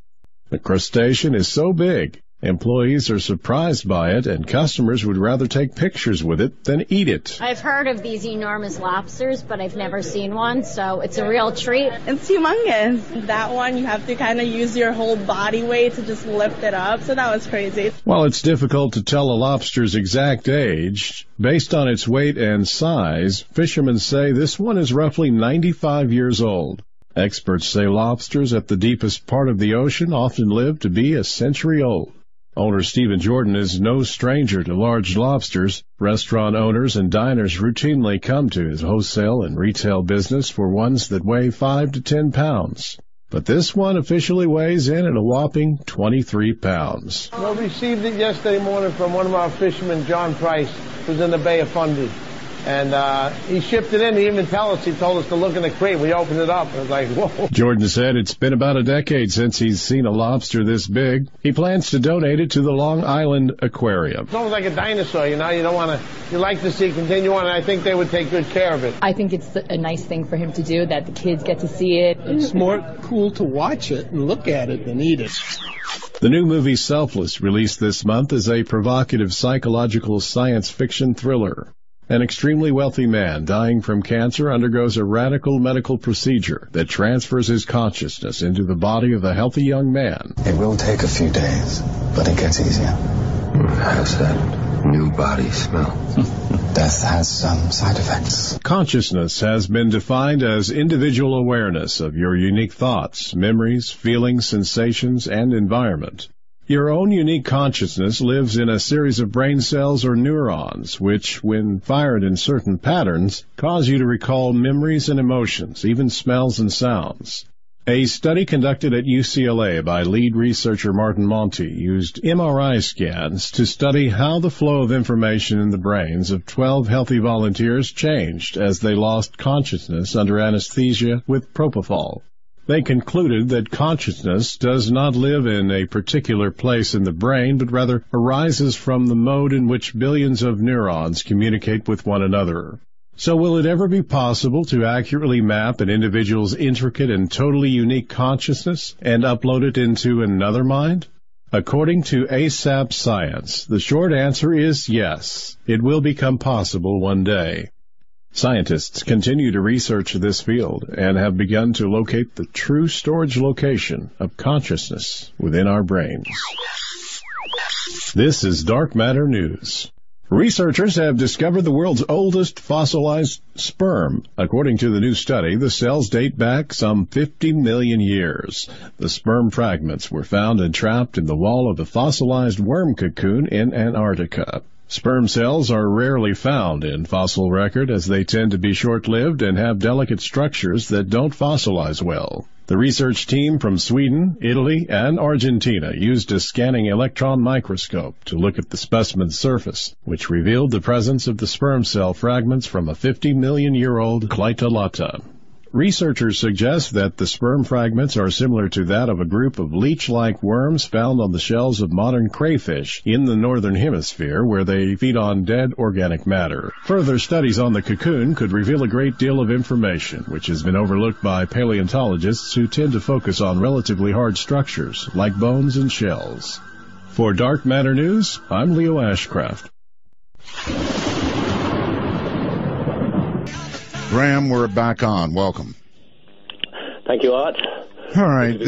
Yes, there's so much to talk about, there is, yeah, and such a lot. Well, I'm just brimming with this stuff at the moment, you know, because I spent the last 3 years working on this new book, gathering the evidence, putting it together. I try to make complex data, as accessible as possible, to open this up in a way that anybody can follow and understand. And in the process, I have to understand that data myself and really get on top of it. I think that's maybe the advantage of being a journalist rather than a scientist.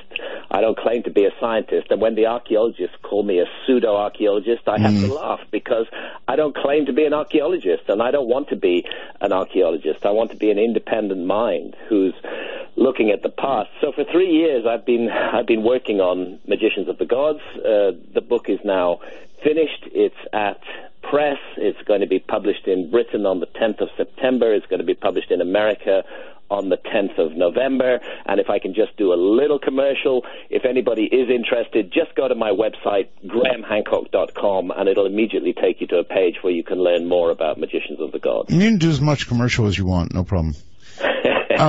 So what are people going to say about this book? Are they going to say it's... I don't know.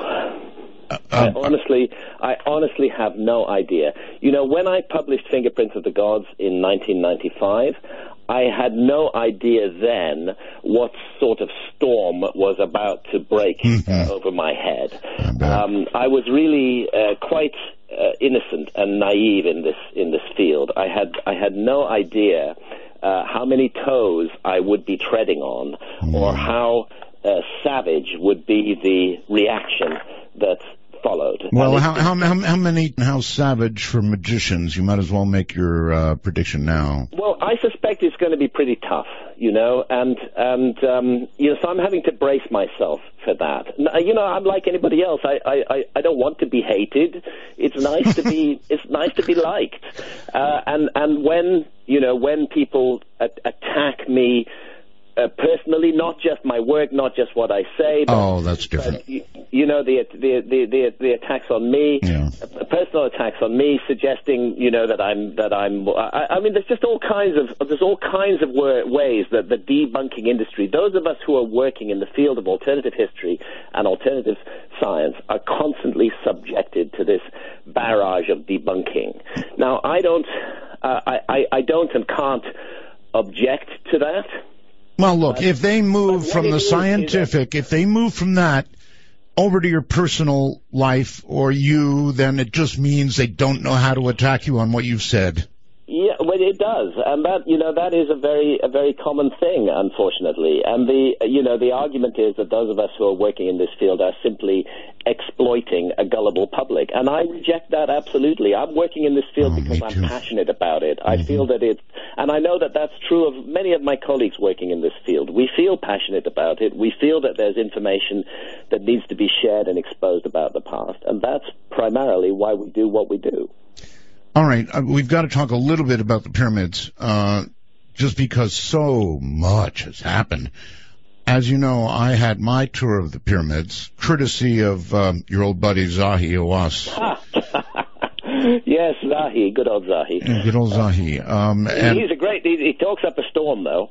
He's a great talker, and amusing to be shown the pyramids by him. Well, you're a great talker too, and I imagine if you two got together, it'd probably come to fisticuffs. Well, we did get together in April, and it did kind of come to fisticuffs. Really? Yeah, I've got the links to that on my website as well. We had a debate scheduled, but the debate, Zahi at the last moment refused to participate and got wildly angry, and they really behaved in a very strange manner. But fortunately, some of it was recorded on mobile phone, and it's out there. It's out there on the internet now. All right, so Zahi got into some trouble. He got arrested. He was accused, I guess, of trying to get things out of the country, when I always thought Zahi had been trying to get them all back into the country. Do you have any comments on that? No, I can't really comment on that. Okay. I haven't I haven't looked into depth in that. I'm more interested in Zahi's extremely negative impact on people's thinking as an archaeologist. That's really where I think he does the most damage. Is this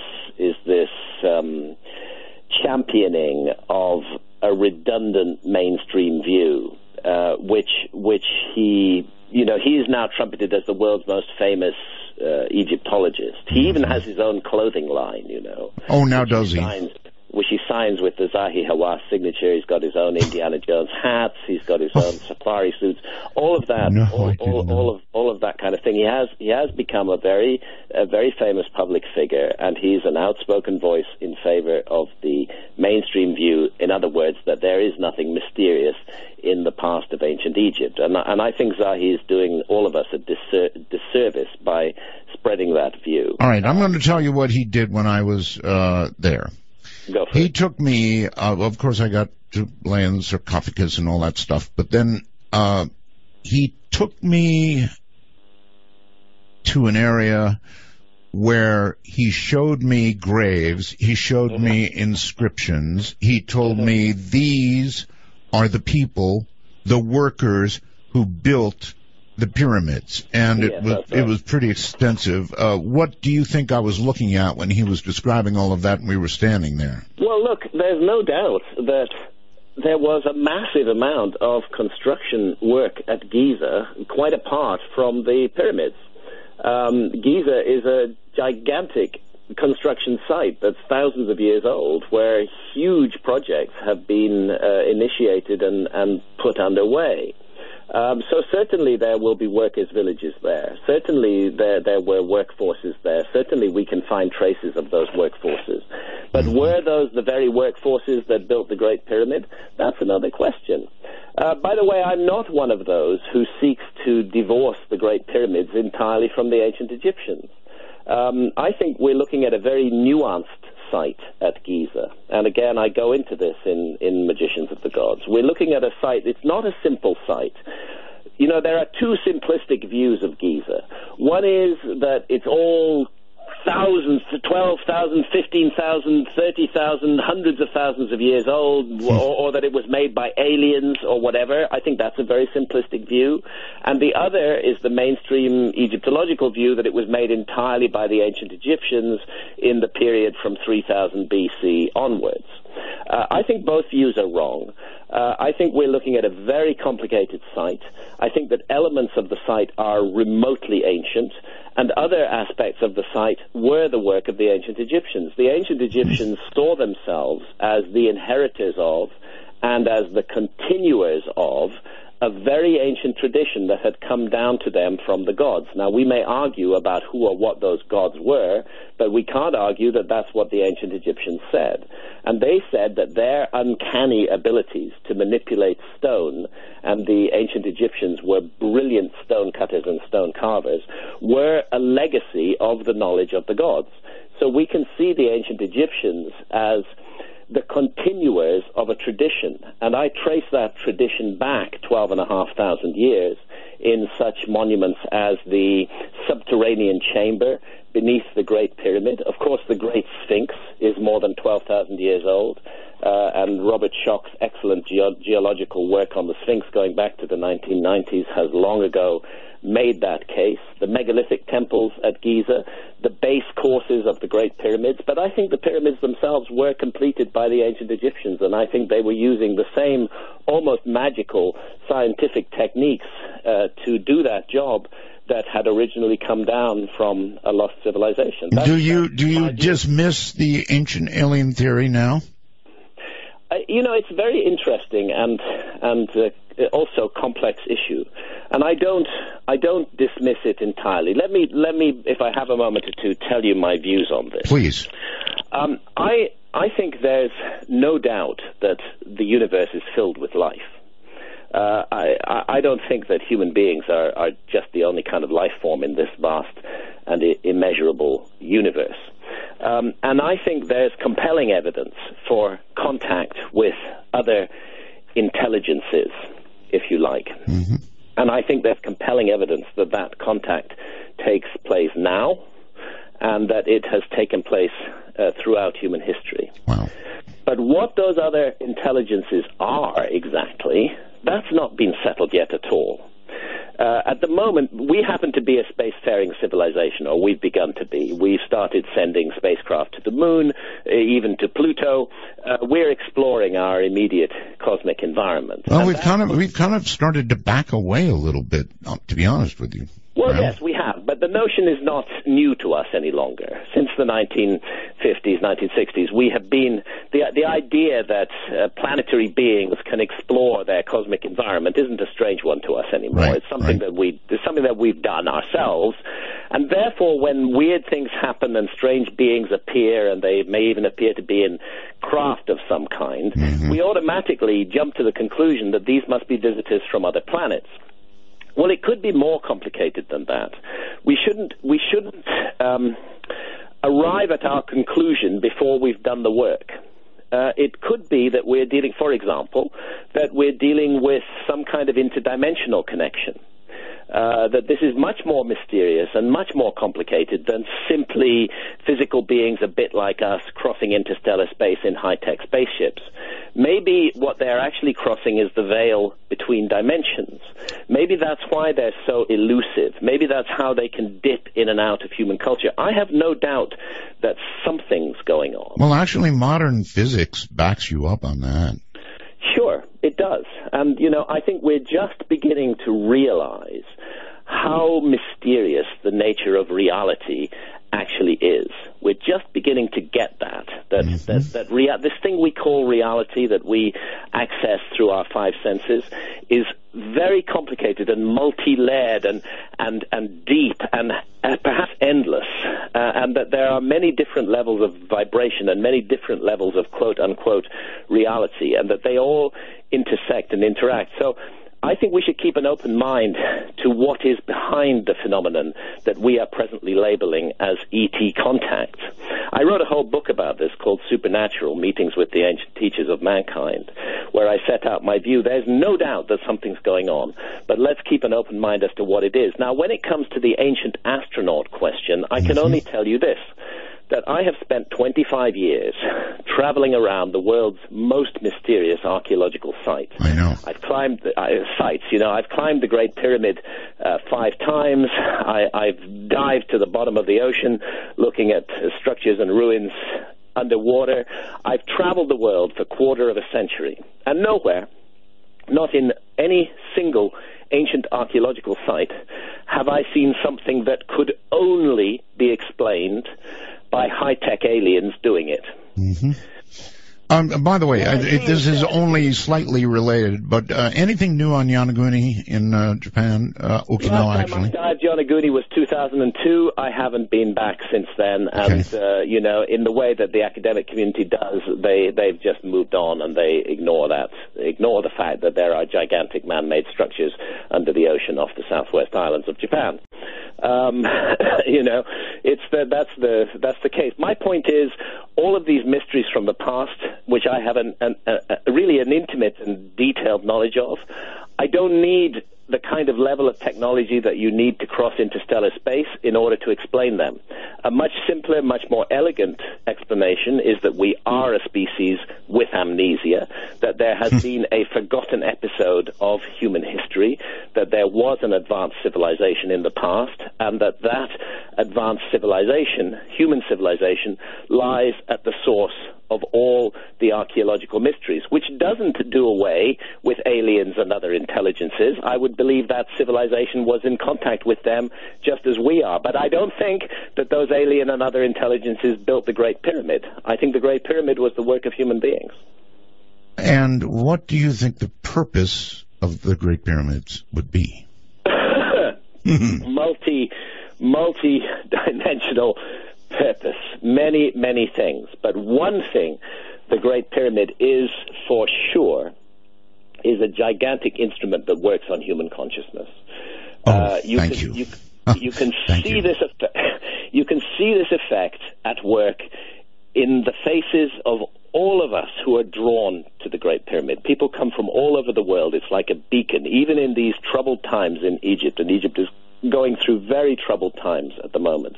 That beacon reaches out and calls to us, and we all, so many people feel that at some time in their lives they need to make contact with the Great Pyramid, and let's ask ourselves why that should be. And I think it's because it works on human. First and foremost, it was designed to elevate and accentuate human consciousness. Okay, well, this is the absolute truth, my friend. I got to lay in that sarcophagus, and I felt something very powerful. I don't know if it was my own mind, sort of telling me I should be feeling that because I'm in this exotic place, but I felt something very strong. And me too. I've also had the privilege to lie down in that sarcophagus, and if you tone in there, if you make a musical note, it's just incredible what happens with the vibration around you. You can almost feel the veil between worlds thinning, and feel yourself encountering other levels of reality that you might never have imagined were there before. There are many ways to alter human consciousness, and I've explored quite a number of those myself. But the Great Pyramid is an astonishing instrument for developing, I would say, for enhancing the potential of human consciousness. All right, I want to very quickly, because, time is so short, I want to ask you about this. The Arab so-called Spring. Yeah. What to say about it? Are you fearing the possibility of the destruction of so much that could be destroyed in Egypt. I mean, God knows we have no idea what's going to happen. Even Italy is being threatened as this disaster spreads across. Yes. Well, unfortunately, in fundamentalist Islam, we have within it, there are many great people in Islam, but within fundamentalist Islam, there is a kind of death cult operating at the moment, yes, which hates the past. It cannot bear the past. Perhaps because it realizes that the past holds the key to unwinding the whole edifice of control that the mainstream religions represent. I don't separate Islam from Christianity and Judaism in this sense. Christianity, of course, has had to give way to the Enlightenment, but there are still fundamentalist Christians who would impose their vision on others, just as there are fundamentalist Muslims and just as there are fundamentalist Jews. At the end of the day, all these three religions worship the same God, Jehovah, Allah, Yahweh, whatever you want to call him. He's the God of Abraham. He's the same God in all cases. And unfortunately, I think the common point is fundamentalism. When people get so carried away with their beliefs that they're actually prepared to kill somebody else because of their beliefs, then you're dealing with a true psychotic. And unfortunately, these true psychotics are now in large numbers around the world, and they appear to be dedicated to the destruction of our past. So when I say we're a species with amnesia, it's not just because we've suffered cosmic cataclysms in the past. It's also because human beings again and again have deliberately rubbed out the past. Christian mobs used to do that in Egypt in the 4th and 5th centuries A.D. You go around the Egyptian temples, you'll see many of the figures pecked out. Somebody's taken a hammer and a chisel and just pecked them out. Well, that was Christians who did that at a time when Christians were locked in the fundamentalist mindset, and this is what we need to free ourselves from if we're to move forward as a species. By all means, have spiritual values and spiritual beliefs, but never, ever, ever impose those values and beliefs on others. All right. The moment you do that, you're lost. Right. Hold it right there. Okay. Graham Hancock is my guest. Can you imagine that? If those people ever got their hands on Egypt in totality. This is Midnight.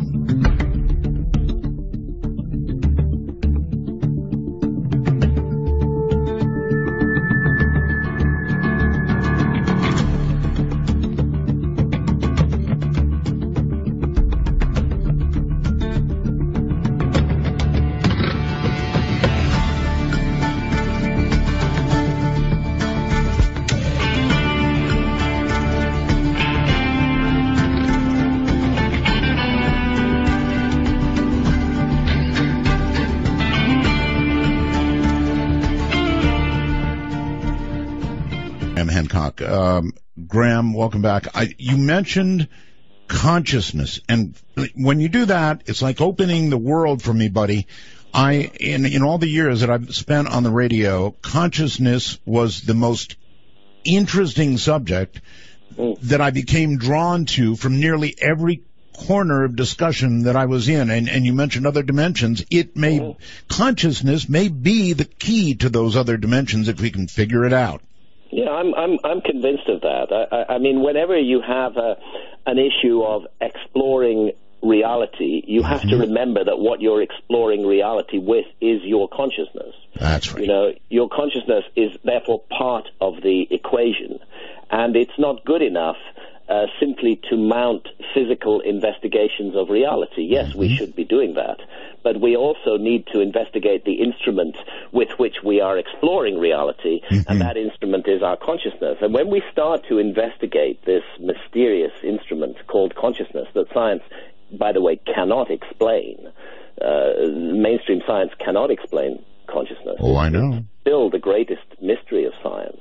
We don't know actually what it is. When you start to investigate this using the tools that are available to us, extraordinary information starts to come out. And I don't know about your audience, Art, but I need to say amongst those tools are those demonized substances that our society hates and detests and actually sends us to prison for experimenting with, which are the psychedelics. You're a great guy. You do your own segues. It's just where I was going to take you. Let me back up a little bit. I heard a rumor that I'd like to confirm or deny on. Okay. I heard that you went long ago to a show somewhere and said that you felt that you had enough marijuana. Oh yeah, I did. I did actually, and that's absolutely true. I was, but let's not include marijuana amongst the psychedelics. No, although it is an intriguing consciousness-altering agent. Yes. And I'm very excited by what's happening in America. That the American people state by state are asserting their independence and rolling back that absurd, monstrous enterprise. Isn't it amazing? It's amazing. It's an incredible thing. I was in Colorado in May, and I just love the fact that there is a place where adults are actually treated like adults. Yes. Because in the rest of the world, adults are treated like children when it comes to their own consciousness. If there's anything that we should be sovereign over, that we should be able to make absolutely sovereign decisions over, it's our own consciousness. Yes. And yet, in all of the Western societies, the keys to our consciousness are held by the state. And if we explore our consciousness in non-orthodox ways, using, for example, psychedelics, then the state will ruin our lives. That's right. And break down our doors and send us to prison. There's a grotesque abuse of human rights that's taking place under the name of the so-called war on drugs. I'm not advocating drugs. I'm not telling people, go out and take drugs. What I'm advocating is adult responsibility. As adults, we should be able to make decisions about our own bodies, our own health, our own minds, and our own consciousness. We don't need the state to tell us what to do. So I'm thrilled that places like Colorado have rolled back this invasion of adult sovereignty and have reimposed the right of adults to make decisions about their own consciousness regarding marijuana. Me too. 20 years ago, I said, it's got to be legal, and people went, ah! And then they talked about murders and the whole thing. All the usual nonsense that's talked about to frighten us and terrify us. Yes. That's what governments do. They seek to press our fear button. Yes.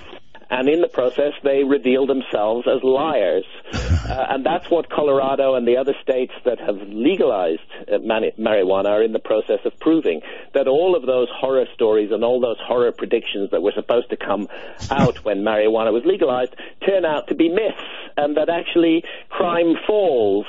Go, Graham, go. Useful projects. The criminal gangs are put out of business. And all of it comes from respecting the right of adults to make decisions about their own consciousness, a right that should never have been taken away from us in the first place. All right. Now I wish to ask you about something let me ask you a question about marijuana, because this is since you asked me it, I might as well answer it. Oh, keep going, okay? Okay. And what happened was that I was a big user of marijuana for many years. Right. I started late, actually. I started about the age of 37. But by the time I was in my 40s, I was smoking marijuana all day long. From morning to night. Oh my! I was writing my books under the influence of marijuana, and it came to the point where I was smoking it 16 hours a day. Later on, I turned to vaporizers and started using vaporizers, much better for your lungs than combustion products from smoke. But I was abusing this herb. It's not the fault of the herb. It's me. It's my own personality, my own nature. I enjoyed it so much that I just wanted to do it all the time.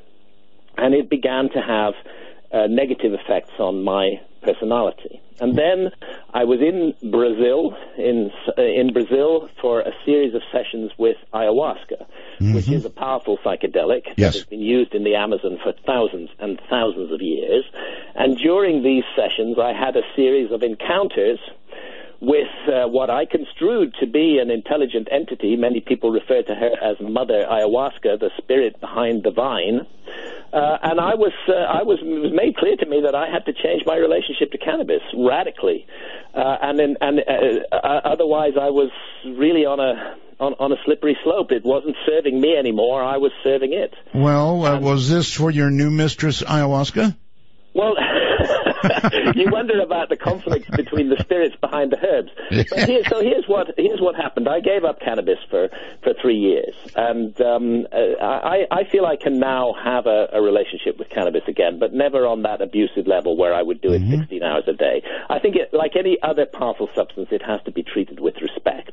And my problem was I wasn't treating it with respect. I've learned that lesson now, and it was a lesson that I needed to learn. I think to some degree, I would make the statement that I believe that marijuana, in milder amounts perhaps than you're talking about, contributes to creativity. Now, definitely. Definitely? Really? Definitely. No doubt about it. Look, not for everyone. You know, we all have different body chemistry. Very true. Some people that marijuana doesn't serve at all. Just as there are some people that other medicines don't serve. But others, definitely there is a breakthrough in creativity. I don't think I would have written any of my books of historical mystery if I had not started smoking marijuana at the age of 37. Really? Back in 1987, just a couple of years before I began to work seriously on the book that became The Sign and the Seal. I was already doing that research, but when I began to think of it as a book, I have to say marijuana played a part in that. Fingerprints of the Gods, the book that I'm best known for, was written entirely under the influence of marijuana. I wrote from morning to night, and I smoked from morning to night. And I have no doubt that it loosens up creative processes in my mind, at any rate, but only if it's treated with respect. What I then went on to do was to make this the centerpiece of my life, and that was a mistake. And I was shown that mistake very clearly in a series of visions with ayahuasca, and the net effect was that I quit marijuana for 3 years. All right, now ayahuasca is not something I have never done, so if you're able to do it, I would love you to describe your experiences with it. Okay. It's interesting. I mean, ayahuasca is now becoming quite a feature in pop culture, and you have various pop stars and artists who are taking ayahuasca. It's been around for thousands and thousands of years. The archaeological evidence traces the use of ayahuasca in the Amazon back more than 5,000 years. It probably goes back a whole lot further than that. It means the vine of souls in the Quechua language of the Andes. That's what ayahuasca actually means, the vine of souls or the vine of the dead. And its particular property is its ability to connect us with the realm of the dead and with the deceased. And very often it's the case when we lose someone close to us that we have unfinished business with them. And one of the things that ayahuasca can do is enable you to reconnect with that person in the realm of spirit. The other thing, it does many things.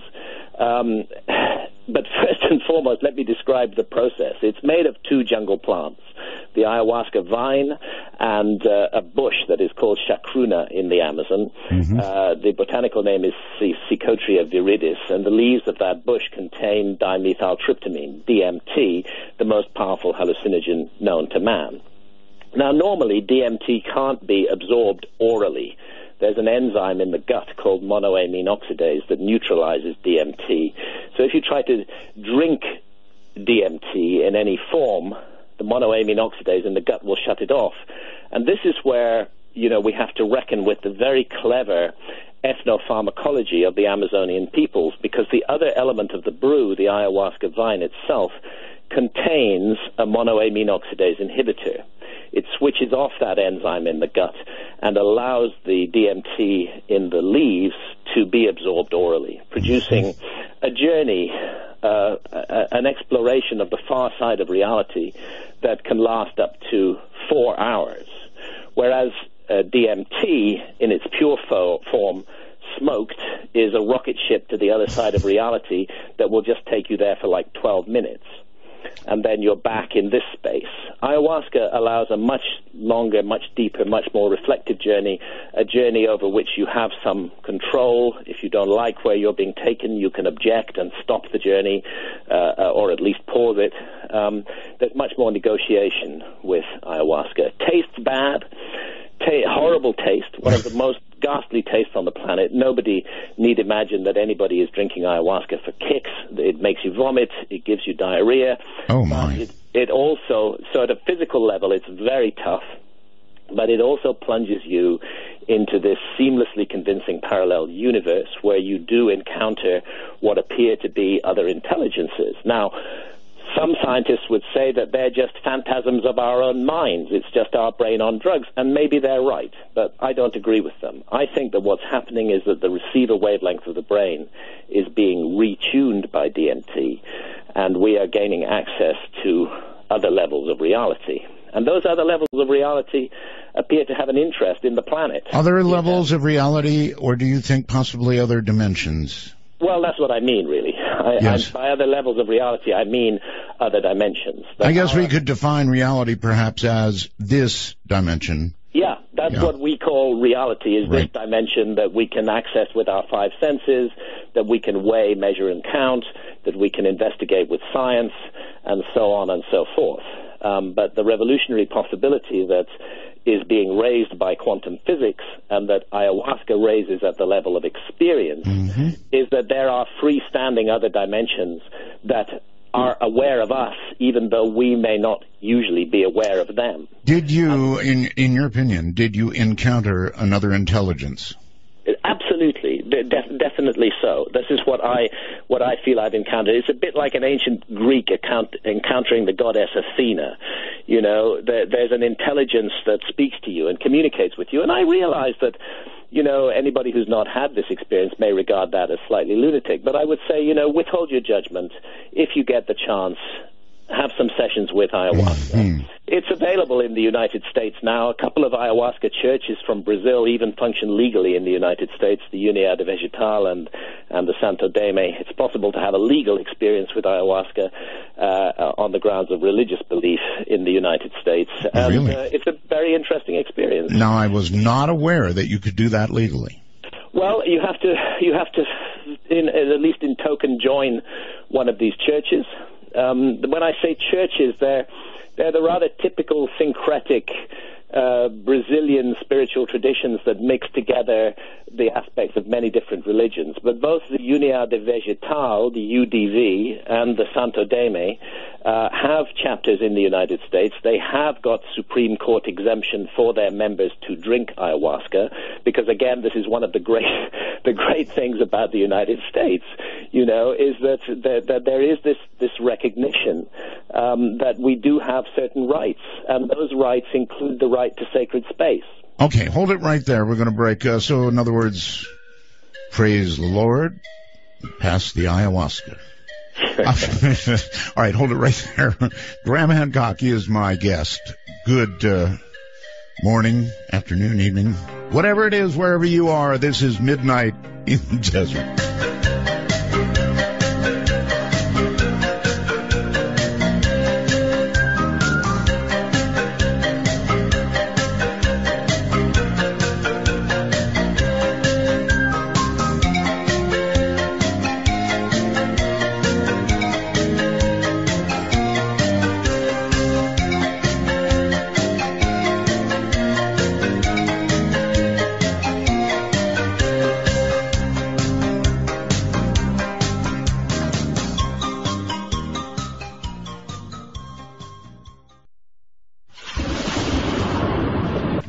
Just came in, somebody up in Canada calls himself the Canadian Walrus. And he says, you know, your guest, Graham, has just lost all his credibility and respect in my book.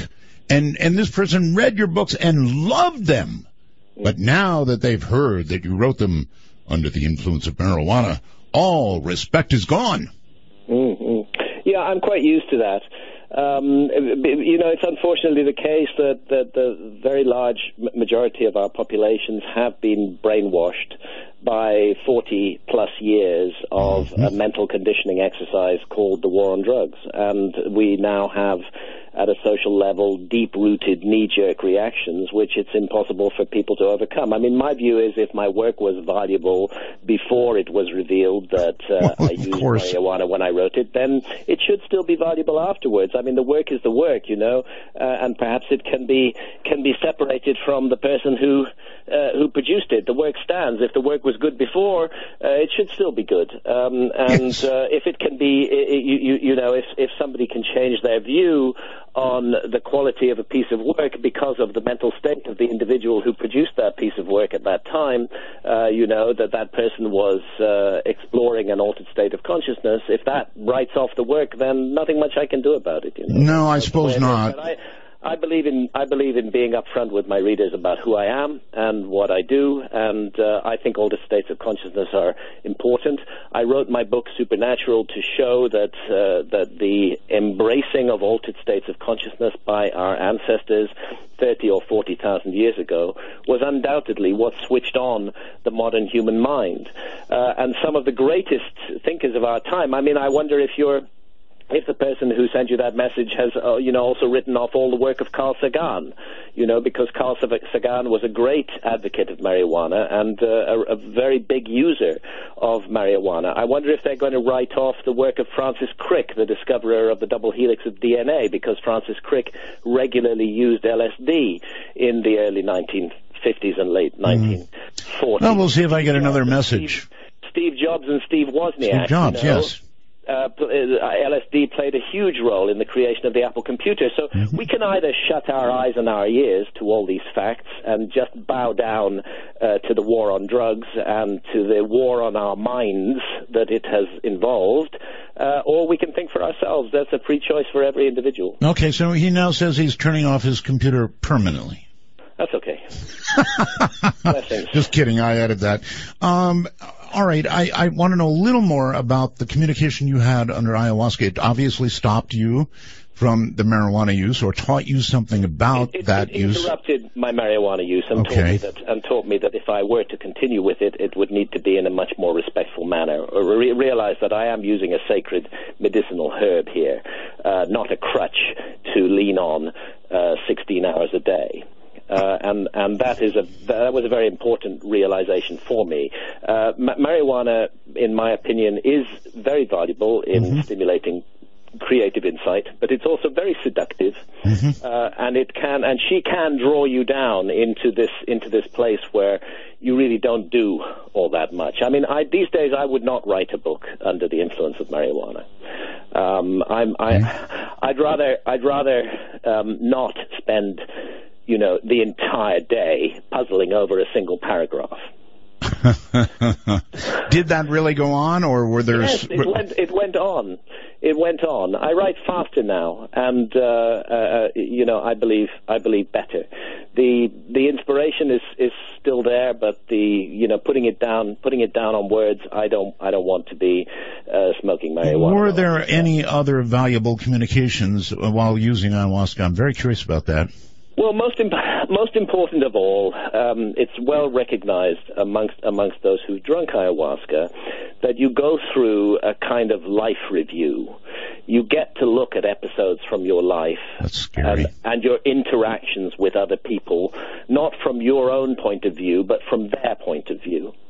And this can show you that you may not have been as kind and welcoming and nurturing and as positive an influence as you imagined you were. I was going to say, it's a frightening thing to go through as a review of your own life. It's a frightening thing to go through, and it's why ayahuasca is sometimes described as 20 years of psychotherapy in one night.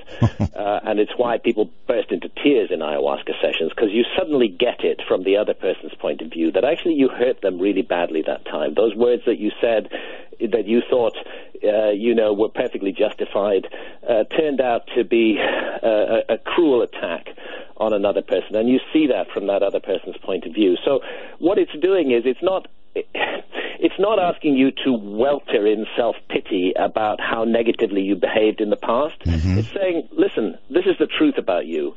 You want to do something about it? Well, now you know the truth. You can. Wow. You can do something about it. You get to see yourself as you've never seen yourself before, and that gives you the opportunity to change your behavior. You know, what you're describing sounds an awful lot like an NDE.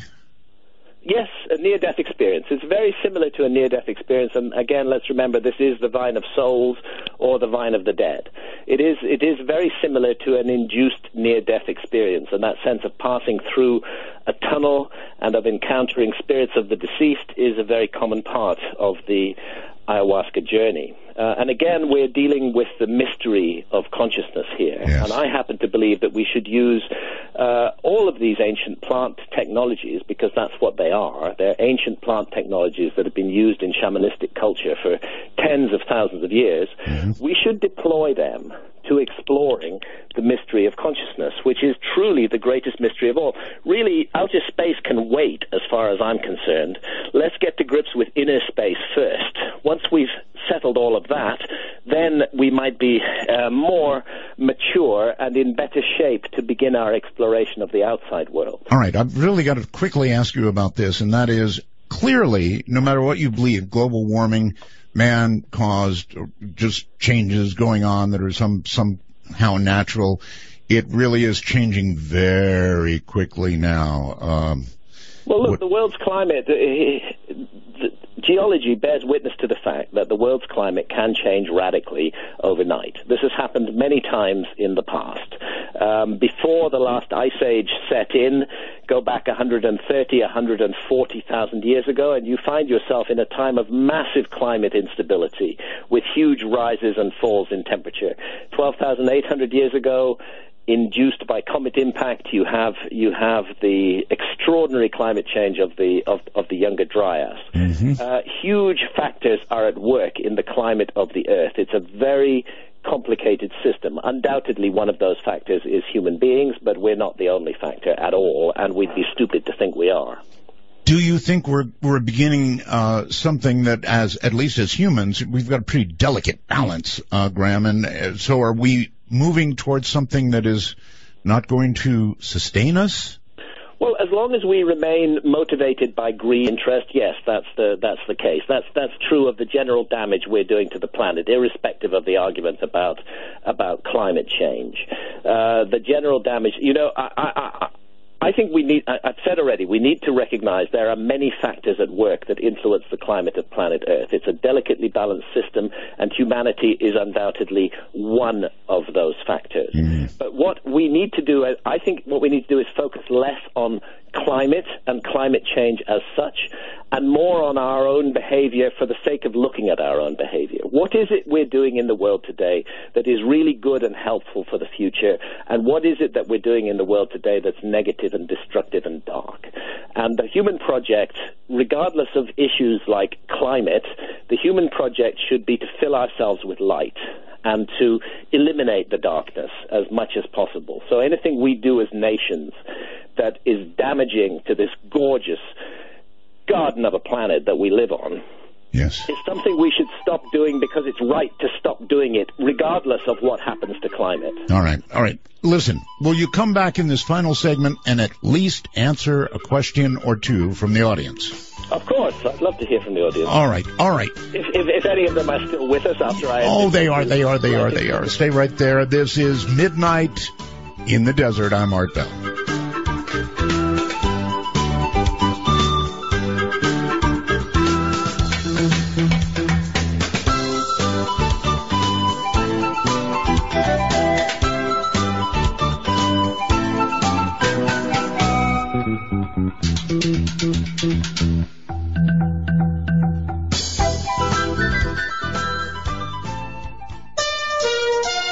For Dark Matter News, I'm Leo Ashcraft. Given the fundamental importance of our DNA, it is logical to assume that damage to it is undesirable and spells bad news. After all, we know that cancer can be caused by mutations that arise from such injury. But a surprising new study is turning that idea on its head, with the discovery that brain cells actually break their own DNA to enable us to learn and form memories. While that may sound counterintuitive, it turns out that the damage is necessary to allow the expression of a set of genes called early response genes, which regulate various processes that are critical in the creation of long-lasting memories. These lesions are rectified pronto by repair systems, but interestingly, it seems that this ability deteriorates during aging, leading to a buildup of damage that could ultimately result in the degeneration of our brain cells. These findings could have important implications because earlier work has demonstrated that aging is associated with a decline in the expression of genes involved in the processes of learning and memory formation. It therefore seems likely that the DNA repair system deteriorates with age, but at this stage it is unclear how these changes occur, so the researchers plan to design further studies to find out. Tales of black-eyed children began appearing on online forums in the late 1990s. Explanations as to what they are include alien-human hybrids, demon-possessed children, and cryptoterrestrials. Regardless of their origin, one thing is certain: they're terrifying.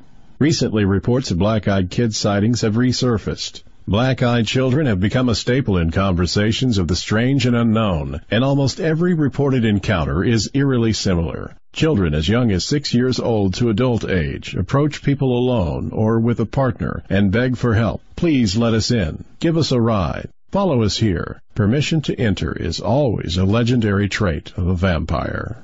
For some reason, these children frighten you. And as your hand reaches up to open the door, you see why. Their eyes are black, no iris, no whites, just an empty, soulless void.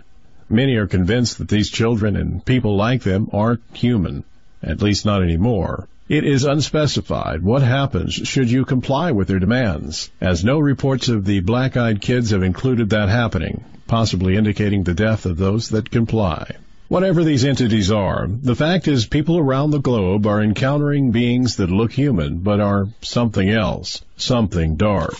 Organizers of a Russian town's annual mosquito festival said this year's event will include a Most Delicious Girl contest for women who don't mind bug bites. The festival features the contest with women in shorts and vests standing still for 20 minutes to allow the blood-sucking insects to feast. This is Dark Matter News. The world's first full head transplant could take place as soon as 2017 if the controversial plans by Italian neuroscientist Dr. Sergio Canavero come to pass. Wheelchair-bound Valery Spiridonov, who has the muscle-wasting Weirdnig-Hoffman disease, has volunteered to have his head transplanted onto a healthy body in a day-long operation. The proposed surgery is highly controversial, and its feasibility has been questioned by experts. But Dr. Canavero's plans also raise complex philosophical and ethical issues. A natural question is whether a living person with Spiridonov's head and someone else's body would be the same person as Spiridonov. If what matters to Spiridonov is mental continuity as well as having a healthy body, then it will not be possible to determine whether the surgery is successful in these terms until after the event. The impact of head transplants on our mental lives remains unknown. For Dark Matter News, I'm Leo Ashcraft.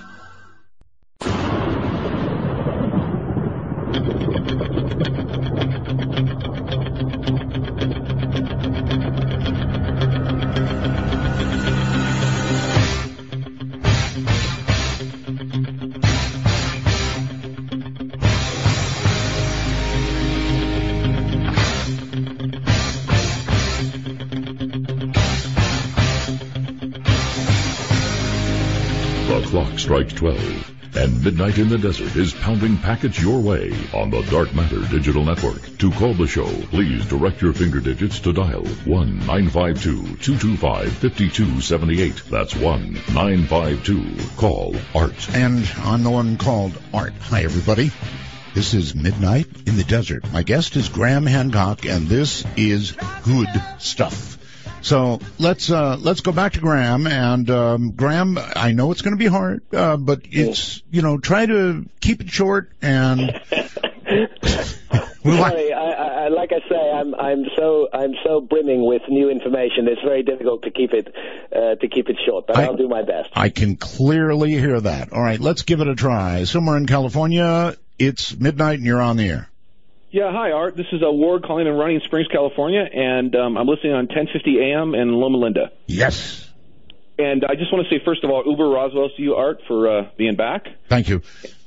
Yeah, and hello, Bell Gabbers. But, Graham, I had a question for you. I really respect how passionate you are. And, you were looking for an explanation, maybe the, anthropologist or whatever, but you seem to be an explorer of consciousness. And I think you really kind of define what that term is. And, you think you're either, scaring the people out there, but you're not. You're really putting us on fire. I myself had an experience. Yeah, I myself had an experience, but I used to be really, I used to look at this stuff as sort of all new agey and everything else, but, the more I've gotten into biology, the more that I feel like we're missing a connection that we're having between us and plants. I mean, they really are the yin to our yang. All right, hold it right there. Absolutely. Plant intelligence, this is, we have to realize we're not the only intelligent species on this planet.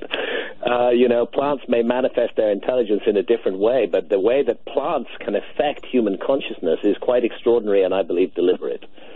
So there is a connection, there can be a connection. Somebody else, let me see, I get these messages while I'm on the air, and they really want to know, again, if you received any other important messages while on ayahuasca. Well, yes, and it's the simplest message of all. We need to set aside hate and fear and suspicion. We have to stop fearing one another, both at a personal, individual level and at national levels as well. And we have to manifest love. For too much of my life, I did not manifest love. Ayahuasca, more than anything else, has taught me that that's our central mission here. That's what we're actually here to do. And while we cannot change our past, we can make sure that we act in a more loving and positive way in the future. All right, off to Hilo, Hawaii we go. Hello, it's midnight, you're on. Yes, aloha, Art and Graham. My name is Pete. Hi, Pete. Okay, here on the Big Island, we have an actual Church of the Ayahuasca, where they actually do ceremonies and stuff like that. Yeah, excellent. Which is, again, the Supreme Court has granted legal exemption for members of the ayahuasca churches to work with this extraordinary brew. Yep, they sure have. Okay, so my question is in the ancient cultures and stuff like that, they used mushrooms and psychedelics and stuff like that. The neurological diseases that we seem to have now in our society, like Parkinson's and stuff like that. Did they have it back then? Because I haven't really been able to find anything that shows anything that I think they had it much less. One thing that's come clear to me from my study of ancient civilizations is that the use of psychedelic plants was very extensive in the ancient world, and I think it led to healthy civilizations in the past and healthy individuals. I think that our society today is the opposite of that. We think we've got all the truth, but actually our society is just a little pimple on the backside of history. History is a gigantic, deep and ancient, and modern technological society, which has been fighting the so-called war on drugs for 40 years, is a really recent comer. And actually it's our civilization that is the aberration. We are out of step with the human story. We are medicating our populations massively, often against their will, with deeply dangerous pharmaceutical drugs, and at the same time we are denying our population access to the healing powers of ancient visionary plants that have been trial tested in human society for thousands and thousands of years. And obviously this is a huge mistake, and it manifests in what I call the unconsciousness and the insanity of modern technological society. All right, let me try Skype. James, wherever you are, you're on midnight. G'day, Art. This is James from Adelaide, Australia. Perhaps your first international caller from last night's test show. You are. We had many last night, but yes, from Australia. You're on with Graham. Yes. G'day, Graham. I actually got to meet David Hatcher-Childress last week at my very first UFO conference in Melbourne, as well as Eric von Daniken. But I had a question regarding the ancient destruction that you talk about. Have you at all looked into the information in the Billy Meyer case regarding the great catastrophe of over 11,000 years ago and the destruction of Atlantis? No, I haven't looked into the Billy Meyer case. I have looked into an enormous amount of information on the destruction of Atlantis, and it plays an important role in my new book. But the Billy Meyer case has escaped me. Tell me more. Well, I think you pretty much know what Billy Meyer is about, right? And the sightings he had, the pictures he posted, and all the rest of that, right? No, I really haven't followed it. Well, then that's a whole nother story. Let's go to Kayleen, is that right? Kayleen, is that right? Keelan, I'm sorry. Welcome to the program. It's midnight and you're on. Well, Art, it's wonderful to be on the air with you. Thank you. Mr. Sam, I'm not your first Australian call. I would have liked to be. I was wondering if Mr. Hitchcock, was it Hitchcock? Hancock, by the way. Sorry. Hancock, I'm sorry. I was wondering if Mr. Hancock had any opinions on the Urnbears. I can't pronounce it, it's German. Their work with psychedelics during World War II. The use of psychedelics by the Germans in World War II? Yes. What I can tell you is psychedelics are powerful agencies. They can be used for good or for ill. All is not sweetness and light in the psychedelic garden. The ancient Aztecs used psychedelics as part of their human sacrifice rituals. The fact that one uses a psychedelic does not automatically mean that one is a good person. It's the intention that is brought to the psychedelic experience that matters. And if very negative and dark intentions are brought to it, then the consequences can be extremely negative and dark. And it wouldn't surprise me if the death cult of the Nazis made use of these substances to enhance their occult powers. That is unfortunately the case with these psychedelic instruments. And they are used also in shamanistic cultures. There are healers, curanderos, and there are sorcerers, brujos. What matters is the choices we make and the intention we bring to the experience. If that intention is positive, it is filled with love, it is filled with light, then so also will be the experience. Keelan? Thank you very much, Mr. Hancock. That was an interesting answer. Okay. I wish I knew more about your work so I could discuss it with you. But, wait a minute now. There are books. And you'll find out all about it. Right. GrahamHancock.com. I'll have to have a look in. Thanks, all right. Mr. Hancock. Thank you, Art. Thank you very much, and take care. Let's go back to the phones, and you're on the air. Hi. It's midnight. You're on the air. Hi. Hi, Art. Hello. Hi, Graham. Hi there. Hi.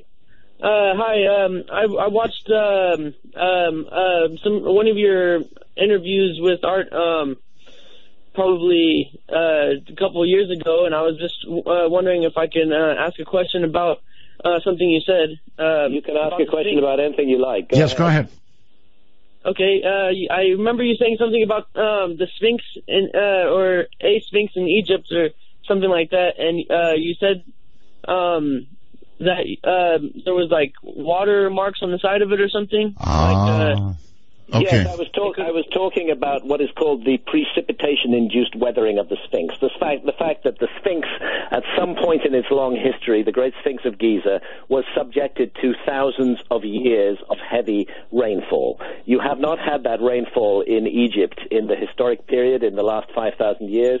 You have to go back to the end of the last ice age, to the cataclysm between 12,800 and 11,600 years ago. You have to go back all that way to find the kind of rain in Egypt that could have caused the weathering we see on the body of the Sphinx. Therefore, Professor Robert Schoch at Boston University and John Anthony West have championed this case for many years now. Therefore, the Sphinx must be more than 12,000 years old. Okay, going to the Skype line. Triana, I think it is. Hello.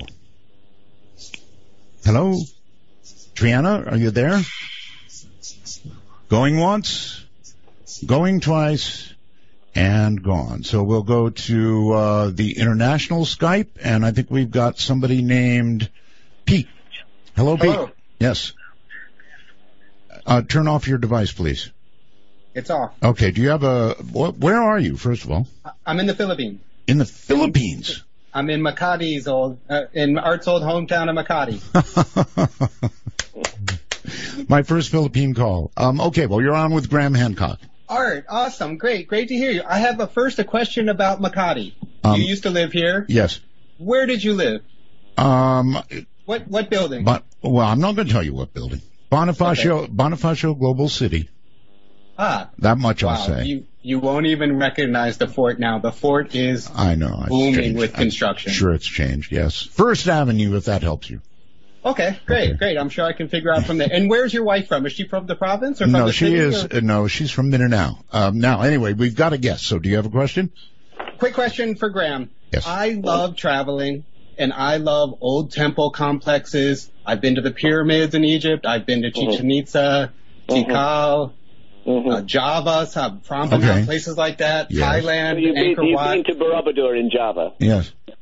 Java is amazing. Do you recommend any other places in Asia, especially that are, powerful? The energy, I really like the energy feel, that thing you feel in your chest, like you're somewhere special. Yeah, one word answer, Angkor in Cambodia. Oh, I've been there. Yeah, spent a week there and still didn't see everything. Amazing and majestic. And be there on the spring equinox. Be there on the 21st of March at dawn, and you'll see something amazing happen. Yeah, I was in Tikal on an equinox, and the they light fires on the peaks of the temples, and they all line up in a row. At night, and it's amazing to see. And then it lines up with the moonrise. The ancients were masters of a lost science of connection of sky and ground, as above, so below. Okay. Well, thank you very much from the Philippines. That was sort of home. Let's go back to the phone lines and say Royal Oak, I think in Michigan. You're on midnight. Hello. Glad to be on. I'm listening through, I believe, 7490 on shortwave. It's coming in great here in Michigan. Yeah, hey. Yes, that's true. We're on shortwave. We're all over the place. I think I'm trying to get the call sign, I believe, WCBQ. I'm so glad you found us. Yes, so anyway, I'm glad to be on, enjoying the interview. In your introduction, you mentioned the mother culture, and this was before we had our Australian callers, but it made me think of something in Aborigine practices, the symbolic death, sacred rebirth. Basically, the initiation rites, they kidnap when a child comes of age. It's sort of a faux kidnapping. Into a cave, he reemerges as sort of a symbolic rebirth, becoming an adult. And actually, such rituals are found all around the world. Oh, yes, I was just going to say. As in being reborn, for example. Sure. Yes, it even plays into the rites of Freemasonry, all kinds of things. So my question was, these commonalities we see across, geographic borders, is there a connection here? Is it something to do with universal consciousness? Is there something in our DNA? Do you have? No, I think it certainly that's part of it. But I trace it back to a universal culture, that there was a global advanced civilization during the Ice Age, that it was all but completely wiped out in cataclysms between 12,800 and 11,600 years ago. But that there were survivors, and that they passed down a common legacy all around the world. And we see the manifestation, the reworking, the reincarnation, the resurrection of those ideas in many different ancient civilizations, which appear to be unconnected. But if you go back far enough to the very roots, you find that they are connected through the shared influence of a lost civilization. Okay. Boy, we don't have a lot of time left, do we? Hello there. You're on the air. It's midnight and you're on the air. Good afternoon. Good morning. Actually, good morning from Scotland. Welcome, Art. Scotland. How are you doing, my I'm friend? doing very well, thank you. Wonderful to have you back on the air. Thank you. We don't have a lot of time, so hit us with a question. The question, all right, this is going to blow everybody. Would you comment on, Graham, thank you for coming on. Would you comment on the idea that there are two sphinxes and that indeed the sphinxes aren't lions but dogs? Because they're Anubis, the gate, the guardians of the gate. Okay, hold on. I definitely don't think the Sphinx is a dog.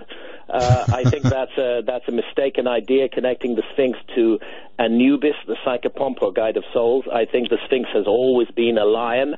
I think it was at one point entirely a lion, and that its head was reworked into human form during the historical period by Egyptian pharaohs, but that the body is much, and the connections of the Sphinx to the constellation of Leo at the equinox takes us back to that epoch of 12,500 years ago when the world was going through a turbulent and traumatic change. So I have no doubt about the leonine connection. Many ancient artworks show us two sphinxes, and it wouldn't surprise me at all if under the sands of the desert a second sphinx awaits discovery. Really? You really think there may be a second? Oh yes, I think it's very likely that there's a second Sphinx. In fact, on the UK cover of my new book, I show two Sphinxes. The American cover is different, but the content of the book is the same in both cases. And let me ask, if the audience are interested in what I've said, and if you want to help my work, please pre-order Magicians of the Gods. Just go to grahamhancock.com, go to the Magicians of the Gods page, and you'll see the possibility of pre-ordering there. You'll strengthen me, you'll strengthen my book, you'll give me a chance in the argument if you do that. Oh, I think there are many who will wish to do that. Very quickly, let me try Lewis on Skype. Lewis, hello there. You're on the air. It's midnight. Yes, go ahead. Hi. I'm sorry. I'll make this quick. Okay, you're going to have to get very close to your microphone. Listen to me. Listen to me. You're going to have to get very close to your microphone. Thank you. Thank you for your patience. Go ahead. I want to know about Gunung Padang in West Java, Indonesia. If you could give us a quick update. Thanks for asking that. Gunung Padang is a 25,000-year-old pyramid in Indonesia, which has been explored and investigated as the result of the work of an extraordinary Indonesian geologist called Danny Hillman. And I have made 3 visits to Gunung Padang, extensive research visits. This is the most extraordinary site in the world today, and I cover it in depth in my book, Magicians of the Gods. Well, all right. It is perhaps a little early. It's such a pleasure having you on the program. Graham, you've got to come back. You've absolutely got to come back. I would love to come back, Art. It's a delight to talk to you. It's been many years. It's great to hear your voice. I'm so glad you're back on the air. I wanted to give you that solidarity. I regard you as an old friend, a great broadcaster, and I'm so glad that you're back on the airwaves sharing your wisdom. Thanks, buddy. We'll do it again. Okay. Good night. Good night. All right. That's it. That's it for tonight. We're just simply out of time. Thank you all very much. Have a wonderful night, and we'll do it again tomorrow. This magical journey will take us on a ride, filled with the longing, searching for the truth. Will we make it till tomorrow? Will the sun shine on you? Midnight in the desert, and we're listening. Ooh, we're listening to you.